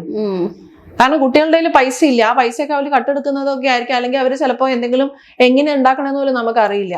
എന്താ ഇത്രയ്ക്ക് അത്യാവശ്യം എന്താ, ഇത് ഫുഡൊന്നും അല്ലല്ലോ തിന്നില്ലെങ്കിൽ നമുക്ക് വിശക്കാൻ. അപ്പൊ അവരെന്തിനാ അത് അന്വേഷിച്ചു പോയേ? ആ റീസൺ എന്താ ഇവിടെ ആരും ചോദിക്കാത്തെ? അതിലേക്ക് ഒന്ന് നോക്കുകയാണെന്നുണ്ടെങ്കിൽ, ഞാൻ പറയുന്നില്ല 100% കറക്റ്റ് ആയിട്ട് വളർത്തുന്ന കുട്ടികൾക്ക് ഒരിക്കൽ പോലും അവരിത് ട്രൈ ചെയ്യില്ല എന്ന് ഞാൻ പറയുന്നില്ല. പക്ഷെ അവർ ട്രൈ ചെയ്താലും അവരത് അഡിക്റ്റ് ആവില്ല. ഇപ്പൊ താൻ പറഞ്ഞ ക്യൂരിയോസിറ്റിയുടെ പുറത്ത് ചെയ്യായിരിക്കും, പക്ഷെ അവരൊരു സമാധാനത്തിന് വേണ്ടി അത് ചെയ്യില്ല. കാരണം അവർക്ക് സമാധാനം ഓൾറെഡി ഉണ്ട്, എന്തിനാ അതാ വരുന്നേ. അപ്പൊ അതിനെ എനിക്ക് തോന്നുന്നു ഈ അടുത്ത് ഞാൻ മൈത്രേന്റെ ആണോന്ന് അറിയില്ല, ഒരു വീഡിയോ കണ്ടതിനകത്ത് ഇത് കൃത്യമായി ഉപയോഗിക്കാനുള്ള ഒരു വേറെ വഴിയുണ്ട് എന്ന് പറയുന്നുണ്ടായിരുന്നു. എനിക്കത് അറിയില്ല, പക്ഷെ ചിലപ്പോ അങ്ങനെ ഉപയോഗിക്കുന്ന ആൾക്കാരുണ്ടാവും. ഇപ്പൊ മദ്യമാണെങ്കിൽ പോലും മോശമായിട്ടും അതിന്റെ ഫലം ഉണ്ടാവാൻ അത് കഴിക്കുന്ന എത്രയോ പേര് നല്ല രീതിയിൽ ബിഹേവ് ചെയ്യുന്നവർ മെഡിസിൻ ആയിട്ടല്ല, ഒരു ഫണ്ടിന് വേണ്ടി, ഒരു പ്ലഷറിന് വേണ്ടി എത്ര പേര് ഇവിടെ ഉപയോഗിക്കുന്നുണ്ട് പാർട്ടീസിലൊക്കെ പോയിട്ട്. എന്നാ അത് കുടിച്ച് മോശമാവുന്നവരില്ലേ? അതെ. അപ്പൊ ഈ മോശമാകുന്നവരെ കണ്ടിട്ട് മദ്യം മോശമാന്നല്ല പറയേണ്ടത്, അത് ഉപയോഗിക്കാൻ അറിയില്ല എന്ന് പറയണം. അയാൾ ചിലപ്പോ എന്തെങ്കിലും മറക്കാനായിരിക്കും അത് കുടിക്കുന്നേ. എന്തിനാ ഈ മറക്കാൻ കുടിക്കുന്നേ? എന്താ ഈ മറക്കുന്നേ? അപ്പൊ എന്തുണ്ടില്ലേ അവിടെ? മറക്കാനുള്ള എന്തോ ഇല്ലേ? അതിനുള്ള സൊല്യൂഷൻ കൊടുത്താൽ അയാൾ ചിലപ്പോ കുടിക്കില്ല എന്നല്ല ഞാൻ പറഞ്ഞ, അയാൾ കുടിക്കും, പക്ഷെ ഒന്നും മറക്കാനായിരിക്കില്ല, എൻജോയ് ചെയ്യാൻ കുടിക്കും. അതെ, ഒരു ഹാം ആയിട്ടുള്ള ഒരു എഫക്റ്റും വരത്തില്ല. അത്രേ ഉള്ളൂ. ഇപ്പൊ നമ്മുടെ യങ് ജനറേഷനിൽ സ്റ്റുഡൻസിന് എടുത്ത് നോക്കിക്കഴിഞ്ഞാൽ ഒരുപാട് സ്യൂസൈഡ് ടെൻഡൻസിയും അല്ലെങ്കിൽ അഗ്രസീവ് മാനേഴ്സും കൂടുതലായി വരുന്നു. ഇപ്പൊ ഈ അടുത്ത് അങ്ങനത്തെ ഒരുപാട് കേസ് വന്നു. കുറെ കുട്ടികൾ സ്യൂസൈഡ് ചെയ്തു, ഹറാസ് ചെയ്തു, ഒരു കൊച്ച് ഹറാസ്മെന്റ് മരിച്ചു, അങ്ങനത്തെ കുറെ ഇഷ്യൂസ് ഒക്കെ വന്നായിരുന്നു. അപ്പൊ അതിനെ പറ്റിയിട്ട് എന്താ പറയാനുള്ളത്? ഇത് നമ്മളെല്ലാം എത്തുന്നത് ഒരേ പോയിന്റിലേക്കാണെന്ന് പറയേണ്ടി വരും. കുട്ടികളെ കുറിച്ച് പറയുമ്പോൾ നമുക്ക് കുട്ടികൾ എന്ന് പറയുന്ന ഒരു സ്പീഷീസ് ആയിട്ട് നമുക്ക് പറയാൻ പറ്റില്ല. കുട്ടികൾ എന്ന് പറയുമ്പോൾ അവരുടെ ഉത്തരവാദിത്തപ്പെട്ട അഡൽസ് ആരാണ് അവിടെ എന്ന് ആദ്യം ചോദിക്കേണ്ടി വരും. കാരണം ഇപ്പൊ ഒരു 12 വയസ്സ് വരെ ഒരു കുട്ടിക്ക് എന്ത് പ്രോബ്ലം പറഞ്ഞാലും ആദ്യം ചോദിക്കുന്ന ചോദ്യം അത് ജന്മന ഉള്ളതാണോ, അങ്ങനെയാണെങ്കിൽ ചൈൽഡ് സൈക്കോളജി, അങ്ങനെ അല്ല ഇടക്കാലം വെച്ചുണ്ടായ ബിഹേവിയറൽ ഇഷ്യൂ ആണെങ്കിൽ പാരന്റ്സിനെ വിളിക്കുന്ന പറയാം. അപ്പൊ എന്ന് പറയുന്ന പോലെ ഈ പറയുന്ന കുട്ടികളുടെ പേരൻസ് എവിടെ, ആ ഉത്തരവാദിത്തപ്പെട്ട അഡൽസ് എവിടെ? ഇപ്പൊ നമ്മുടെ കുട്ടി പുറത്തേക്ക് പോയി ആ കുട്ടീനെ ഒരാൾ കളിയാക്കി അല്ലെങ്കിൽ ഒന്ന് തോളത്തിട്ട് തട്ടി എന്ന് കരുതിയിട്ട് ആ കൊച്ചു ഉടനെ തന്നെ അങ്ങ് മനസ്സ് ഡൗൺ ആയി പോവുമല്ല. അതെന്തുകൊണ്ടാണ് അങ്ങനെ പോയത് എന്ന് വെച്ച് കഴിഞ്ഞാൽ ചിലപ്പോ ഇതിനൊക്കെ ബേസിക്കലി റീസൺ അപ്പൊ കോൺഫിഡൻസ് ഇല്ലായ്മ ഉണ്ടാവാം. ഞാൻ അങ്ങനെ അത്ര നല്ലൊരാളല്ല, ഒരു ഫെയിലിയർ ആണ്, ഗുഡ് ഫോർ നത്തിങ് ആണെന്നൊക്കെ പറയുന്ന ഒരു ചിന്താഗതി പൊതുവിൽ ഉണ്ടായിരുന്ന ഒരു കുട്ടിയായിരിക്കാം. എങ്ങനെയാണ് ഈ പൊതുവിൽ അങ്ങനെ ഒരു ചിന്താഗതി ഉണ്ടാവുക? നമ്മുടെ അടുത്ത് അങ്ങനെ നമ്മൾ നടന്നു പോണ വഴിക്ക് ഒരാൾ പറയാ നീ തന്നെ കാണാൻ കൊള്ളില്ല, പല്ല് പൊങ്ങിയതാന്ന് പറഞ്ഞാൽ എനിക്ക് ചിലപ്പോ അത് വിശ്വസിക്കാൻ തോന്നൂല. അൺലെസ് ഞാൻ വീട്ടിൽ പോകുമ്പോ എന്റെ വീട്ടിലും അത് തന്നെയാ പറയണമെങ്കിൽ എന്റെ വീട്ടിലുള്ള ആൾക്കാർ പറയാം അയ്യോ കൊച്ചിന്റെ പല്ല് കണ്ടില്ല, ഇതിനിപ്പോ എന്താ ചെയ്യാൻ, എങ്ങനെ കെട്ടിക്കുമെന്ന് പറഞ്ഞാണ് വീട്ടുകാർ ഇരിക്കണമെങ്കിൽ എനിക്ക് അപ്പോഴേ മുതലൊരു തോന്നലാണ് ഞാൻ ഈ സമൂഹത്തിൽ ഇച്ചിരി കുറഞ്ഞതാണെന്ന്. കാരണം എന്റെ വീട്ടുകാരത് പറയണേ, എന്റെ കൂടെ ഞാൻ ട്രസ്റ്റ് ചെയ്ത് നിൽക്കുന്ന എന്റെ അഡൽസ് ആണ് അത് പറയണേ. അല്ലാതെ അപ്പുറത്തെ വീട്ടിലൊരാൾ പറഞ്ഞെന്നോർത്ത് എനിക്കൊന്നും തോന്നൂല. വീട്ടില് എനിക്ക് അങ്ങനെയുള്ള ഒരു അപരിചിത ബോധം ഓൾറെഡി ഉണ്ടാക്കി വെച്ചിരിക്കുന്ന സമയത്ത് ഞാൻ പുറത്തേക്ക് പോകുമ്പോൾ എൻ്റെ ഒരാൾ അങ്ങനെ പറയുകയാണെങ്കിൽ എനിക്കത് ഫീൽ ആവും. അപ്പൊ എന്തിനാ എനിക്ക് ഫീൽ ആയെന്ന് വെച്ച് കഴിഞ്ഞാൽ ഇതുകൊണ്ടാ ഫീൽ ആയ. അതേസമയം ഒരു കുഴപ്പമില്ല, വീട്ടിൽ മോളെ നിന്നെ കാണാൻ നല്ലത് തന്നെ, നിനക്ക് ഒരു കുറവില്ല. അതങ്ങനെ പലതും ഉണ്ടാവും. പല ആൾക്കാർക്ക് പല്ലും മുടിയും കളറ് അങ്ങനെയൊക്കെ മാറി മാറി വരും എന്നുള്ള രീതിയിൽ പറഞ്ഞ് പൊതുവിൽ ശീലിപ്പിച്ചിട്ട് ഒരാളാണെങ്കിൽ എന്നെ പുറത്തേക്ക് ഒരാൾ പോകുമ്പോ അയ്യ ഇതെന്താ പല്ല് പൊങ്ങിയിരിക്കണം ചോദിച്ചാൽ എനിക്ക് അയാളുടെ പുറത്ത് ചിരി വരും. ഈ സമൂഹത്തിൽ ഇടപെടാൻ അറിയാത്ത ഒരാള്, എനിക്ക് അങ്ങനെ തോന്നുള്ളൂ അയാളെ പറ്റി. അയാളെന്താ അങ്ങനെ ഇടപെടണേ, ഞാൻ ആരെയും അങ്ങനെ കളിയാക്കാറില്ലല്ലോ, അന്ന് നമ്മളെ കാണുമ്പോൾ അയാൾക്ക് കളിയാക്കാൻ തോന്നണേ, അയാൾക്ക് എന്ത് കുഴപ്പമുള്ളല്ലോ എനിക്ക് തോന്നും. അതെന്താ ബോഡി ഷെയിം ചെയ്യണമെന്ന് നമ്മൾ വിചാരിക്കും. അതെന്താ എന്റെ അടുത്തേക്ക് ആ എനർജി എത്തുകയില്ല. അയാൾ പറഞ്ഞ ഡയലോഗ് എന്റെ തലയിൽ ഇരിക്കുകയില്ല. എന്നിട്ട് നമ്മൾ വീട്ടിൽ വന്നിട്ട് ഒരു ഇതേ ഒരാളുണ്ട്, അയാൾ ഇങ്ങനെ കാണുന്നവരോടൊക്കെ ഇങ്ങനെ അവരുടെ ബോഡീനെ കുറിച്ച് പറഞ്ഞുകൊണ്ടിരിക്കുകയാണ് എന്ന് പറയും. ഒരിക്കലും നമുക്കത് നമ്മുടെ ഒരു പ്രശ്നമായിട്ട് ഫീൽ ചെയ്യില്ല. സോ ബേസിക്കലി എന്തുകൊണ്ട് അപരിചിതബോധം ഉണ്ടാവുന്നു എന്നൊക്കെ ചോദിച്ചു കഴിഞ്ഞു കഴിഞ്ഞാൽ ഇത് എവിടെയോ നമുക്ക് ഒരുപാട് ട്രസ്റ്റഡ് ആയിട്ടുള്ള, നമ്മൾ ഒരുപാട് സ്നേഹിക്കുന്നു എന്ന് സമൂഹം പറയുന്ന അച്ഛൻ, അമ്മ, അപ്പൂപ്പൻ, അമ്മൂമ്മ കാറ്റഗറി നിൽക്കുന്ന ആരോ എന്നോട് എന്തോ പറഞ്ഞു തന്നിട്ടുണ്ട്. അത് ചോദിച്ചു ചെല്ലുമ്പോൾ മിക്കവാറും മനസ്സിലാവുന്നും ഉണ്ടാവും. ഇതേപോലെ അപ്പിയറൻസ് ഉള്ള രണ്ടുപേരെ ഒരുപോലെ ഈ രണ്ട് തരത്തിലുള്ള വീട്ടിൽ നിന്ന് വരുന്നവരെ ഒന്ന് കളിയാക്കി നോക്കിയാൽ അവരുടെ റിയാക്ഷനിൽ നമുക്കത് മനസ്സിലാവും. അവരോട് ചോദിച്ചാൽ അത് ആരാണ് ഇത് പറഞ്ഞു പഠിപ്പിച്ചതെന്ന്. അവർ പറയും വീട്ടിൽ പണ്ട് ഇങ്ങനെ പറയായിരുന്നു, അവിടെ നിന്ന് അത് കിട്ടിയിരിക്കണം. മറ്റേ പറയുമ്പോൾ ഇല്ല എന്റെ വീട്ടിൽ ആരും അങ്ങനെ പറയാറില്ല. അതന്നെ ഈ ഇപ്പം ഈ ഒരു സൂസൈഡ് ടെൻഡൻസിയുടെ അപ്പുറം നോക്കുകയാണെങ്കിൽ ഇപ്പത്തെ കുട്ടികൾ ഇച്ചിരി കൂടെ അഗ്രസീവ് ആയിട്ട് വരുന്നുണ്ട്. അതും ഒരു പാരന്റിങ്, ഇപ്പൊ പാരന്റിങ്ങിന് മാത്രം നമുക്ക് ആ കുട്ടിയെ ഇടപെടുന്നത് മാത്രമല്ലല്ലോ, സ്കൂൾസ് ഉണ്ട്, സൊസൈറ്റി ഉണ്ട്. അപ്പൊ അങ്ങനെ ഒരു ഇൻഫ്ലുവൻസ് എങ്ങനെ? ശരിക്കും സമൂഹം മൊത്തമാണ് ഒരു കുട്ടിയുടെ ഒരു ബിഹേവിയർ രൂപീകരണത്തിൽ വരുന്നത്. പക്ഷെ ഇവിടത്തെ ഒരു കൾച്ചറൽ കൺസ്ട്രക്ട് വെച്ചിട്ടാണ് നമ്മൾ എപ്പോഴും പേരന്റ്സിനോട് പറയുന്നത്. കാരണം ഇവിടെ സമൂഹമല്ല, ഒരു പേരന്റ്സ് തന്നെയാണ് ഇവിടെ നമ്മൾ കൂടുതലും കുട്ടികളെ നോക്കുന്നത്. അപ്പൊ ഈ അഗ്രഷൻ എന്ന് പറയുമ്പോൾ നമുക്കതിനെ ഇമോഷൻസിന്റെ കാറ്റഗറിയിലേക്ക് വന്നു. Anchor, sadness, fear, shame, guilt, ഇതെല്ലാം ഇമോഷൻസിലൊക്കെ വരിക. അപ്പൊ ഇതെല്ലാം ഇമോഷന്റെ സൈഡിലേക്ക് വന്നപ്പോഴത്തേക്കും നമ്മൾ കൊച്ചുനാളിലെ മുതൽ നമ്മുടെ ഇമോഷൻസിനെ ഹാൻഡിൽ ചെയ്യാൻ പഠിപ്പിക്കുക എന്ന് പറയുന്ന ഒരു കാര്യം അതിൽ വരുന്നുണ്ട്. ഇപ്പൊ സെക്സ് എഡ്യൂക്കേഷന്റെ ഞാൻ തന്നെ പറയുന്ന ഒരു വീഡിയോ ഉണ്ട്. സെക്സ് എഡ്യൂക്കേഷൻ എന്ന് പറയുന്നത് ഒരു ഗുഡ് ടച്ച് ബാഡ് ടച്ച് പഠിപ്പിക്കുന്ന 1 മണിക്കൂറത്തെ ക്ലാസ് അല്ല. ബേസിക്കലി ഒരു കുഞ്ഞ് വളർന്നു വരുമ്പോൾ എങ്ങനെയാണ് സമൂഹത്തിൽ പെരുമാറേണ്ടത് ഒരു മറ്റു മനുഷ്യനോട്, അത് ഏത് ജെൻഡർ ആയാലും അവരോട് എങ്ങനെ പെരുമാറണം എന്നുള്ളതാണ് സെക്സ് എഡ്യൂക്കേഷന്റെ അടിസ്ഥാനപരമായിട്ട് വരിക. സെക്സ് വരുന്നത് ലാസ്റ്റ് ആണ്. സെക്സ് വരുന്നത് ഒരു കൺസെന്റ് ചോദിക്കുന്നതിൽ മാത്രമല്ല സെക്സ് ഉള്ളത്. ഒരാളോട് പെരുമാറാൻ അറിയണം ആദ്യം, എന്നിട്ടാണ് അത് ചോദിക്കേണ്ടി വരിക എന്ന് പറയണം. അല്ലെ, ഈ ഇമോഷൻസിന്റെ കാര്യം പറയാനാണെങ്കിൽ ചെറുപ്പനാള് മുതലേ നമ്മളെ ഇമോഷൻസിനെ ഹാൻഡിൽ ചെയ്യാൻ പഠിപ്പിക്കുന്ന ഒരു രീതിയുണ്ട്. അതിനകത്ത് ഏറ്റവും ആദ്യം നമുക്ക് കാണാനാണെങ്കിൽ ഇപ്പൊ കരയുന്ന കുട്ടികളോട് അതിനെ ഇഗ്നോർ ചെയ്യുക, തീരെ ശ്രദ്ധിക്കാതിരിക്കുക. അപ്പൊ അഗ്രസീവായിട്ടിരിക്കുമ്പോൾ അവരെ ശ്രദ്ധിക്കാതിരിക്കുക. അവരുടെ ഇമോഷൻസിനെ എന്ത് ചെയ്യണമെന്ന് അവരോട് പറഞ്ഞു കൊടുക്കണം. നമ്മള് ഇമോഷൻസ് ഇപ്പൊ കരയുന്ന ഒരു കുട്ടിക്ക് എനിക്ക് ചോക്ലേറ്റ് വേണമെന്ന് പറഞ്ഞിട്ടൊരു കരയുന്നൊരു കുട്ടി. അപ്പൊ ഈ ചോക്ലേറ്റ് വേണമെന്ന് പറയുന്നത് നമുക്ക് അതിന്റെ കണ്ടന്റ് ആയിട്ട് കാണാം, ആ കുട്ടിയുടെ ആവശ്യം റിക്വയർമെന്റ് ആയിട്ട് കാണാം. അതൊരിക്കലും സാറ്റിസ്ഫൈ ചെയ്ത് കൊടുക്കാൻ ചിലപ്പോൾ എനിക്ക് സാധിക്കില്ല. അത് ആ സമയം അതിന് പറ്റുന്നതല്ല. ആ തീരുമാനം ഞാൻ ആദ്യമേ എടുക്കും. ആസ് എ പാരന്റ് ചോക്ലേറ്റ് ഇന്ന് വാങ്ങില്ല. പക്ഷെ ഇത് ഞാൻ അങ്ങനെ പറയില്ല കുട്ടിയോട്, കാരണം കുട്ടി ചെറുതല്ലേ. അപ്പൊ ചോക്ലേറ്റ് വാങ്ങാൻ പറ്റില്ല എന്ന് പറഞ്ഞാലും അത് എന്റെ മനസ്സിൽ എന്റെ കൺട്രോൾ എന്റെ കയ്യിലുണ്ട് എന്നുള്ള പൂർണ്ണ ബോധ്യം എനിക്കുള്ളതുകൊണ്ട് എനിക്ക് പിന്നെ ദേഷ്യം വരൂല. കാരണം ഈ കൊച്ചിന് എത്രയുണ്ട്, അതിന് പോയിട്ട് ചോക്ലേറ്റ് വാങ്ങാൻ പറ്റൂല. പിന്നെ ബാക്കി എന്താ നിൽക്കുന്നത്? അതിന്റെ സങ്കടമല്ലേ, കരച്ചിലല്ലേ, അത് ഞാൻ കൂടെ ഇരിക്കും. അത് കഴിയണവരെ സങ്കടം മാറും, ചോക്ലേറ്റ് വരില്ല. മനസ്സിലായോ? അപ്പൊ അമ്മ ഇരിക്കും, കെട്ടിപ്പിടിക്കും, തടയി തരും, ഉമ്മ തരും, എന്നിട്ട് അവസാനം പറയും മോനെ ഇപ്പൊ മാറിയോ, ചോക്ലേറ്റ് നമുക്ക് വേറൊരു ദിവസം മേടിക്കാം, ഇന്ന് നമുക്ക് വാങ്ങാൻ പറ്റൂല. അങ്ങനെ ഒരു 1-2 പ്രാവശ്യം ആയി കഴിയുമ്പോൾ ആ കുട്ടിയുടെ ഇമോഷൻസ് റെഗുലേറ്റ് ചെയ്യാണ്. ആ കുട്ടിക്ക് കരഞ്ഞു എന്ന് വിചാരിച്ചിട്ടൊന്നും കിട്ടാൻ പോകുന്നില്ല എന്ന് പറയുമ്പോൾ ആ കുട്ടി തന്നെ ഇമോഷൻസിനെ റെഗുലേറ്റ് ചെയ്യുന്നുണ്ട്. ഇനി ആസ് എ പേരന്റ് നമ്മൾ പതുക്കെ വേറൊരു കാര്യം കൂടി പഠിപ്പിക്കുന്നത്, ഇമോഷൻസ് ഇനി നമ്മളിപ്പോ കരയാനൊക്കെ, ചോക്ലേറ്റ് മാത്രമല്ലോ, ലൈഫിൽ ഒരുപാട് കാര്യങ്ങളിൽ നമുക്ക് കരയാനൊക്കെ തോന്നും. ഇങ്ങനെ വരുന്ന സമയത്ത് മറ്റൊരാളുടെ സഹായമില്ലാതെ, ഇപ്പൊ അമ്മ കൂടെ ഇരിക്കുന്നുണ്ട് എന്ന് കരുതി അമ്മ അറ്റം വരെ ഉണ്ടാകാൻ പോകുന്നില്ല. അപ്പൊ അമ്മ ഇല്ലാത്തൊരു സാഹചര്യം വരാം, അങ്ങനെ ഒരു ലോകം ഉണ്ടാവും. അമ്മമാരെ ഉണ്ടാവില്ലല്ലോ എപ്പോഴും. അപ്പൊ അങ്ങനെ ഒരു അച്ഛനും അമ്മയും ബോത്ത് ഉണ്ടാവാത്ത സാഹചര്യത്തിലും സങ്കടം ഉണ്ടാവും. അപ്പൊ ആ സങ്കടത്തിന് എന്ത് ചെയ്യണം? നമ്മൾ മനസ്സിലാക്കേണ്ട ഒരു കാര്യം, ചോക്ലേറ്റ് നമുക്ക് എപ്പോഴും കിട്ടില്ല എന്ന് പറയുന്ന പോലെ തന്നെ നമ്മുടെ ലൈഫിൽ എല്ലാ സമയത്തും കിട്ടൂല. അപ്പൊ ആ റിജക്ഷൻ, ആ നോ, അത് വരാം കേട്ടോ. അത് എവിടം വരെ വരാം? ഒരു പെണ്ണിനെ പ്രപ്പോസ് ചെയ്യുമ്പോഴും വരാം, ചോക്ലേറ്റ് കിട്ടുമ്പോഴും വരാം. അപ്പൊ എല്ലായിടത്തും നോ ബേസിക്കലി ഉണ്ട്. ഒരു ക്വസ്റ്റ്യൻ ചോദിച്ചാൽ അതിന് 2 ഉത്തരം എന്തായാലും വരും. അപ്പൊ അത് ഓട്ടോമാറ്റിക്കലി എക്സ്പെക്ട് ചെയ്യാം. അപ്പൊ അത് കിട്ടൂല. പിന്നെ ബാക്കി നിൽക്കുന്നത് എന്താ? നമ്മുടെ സങ്കടം അല്ലേ. ആ സങ്കടത്തിൽ നിന്ന് ഒരു കാര്യം മനസ്സിലാക്കുക, കുറച്ചേരം കഴിയുമ്പോൾ തീരും. ഓക്കെ, അത് തീരുന്നവരെ ഒന്ന് വെയിറ്റ് ചെയ്യുക.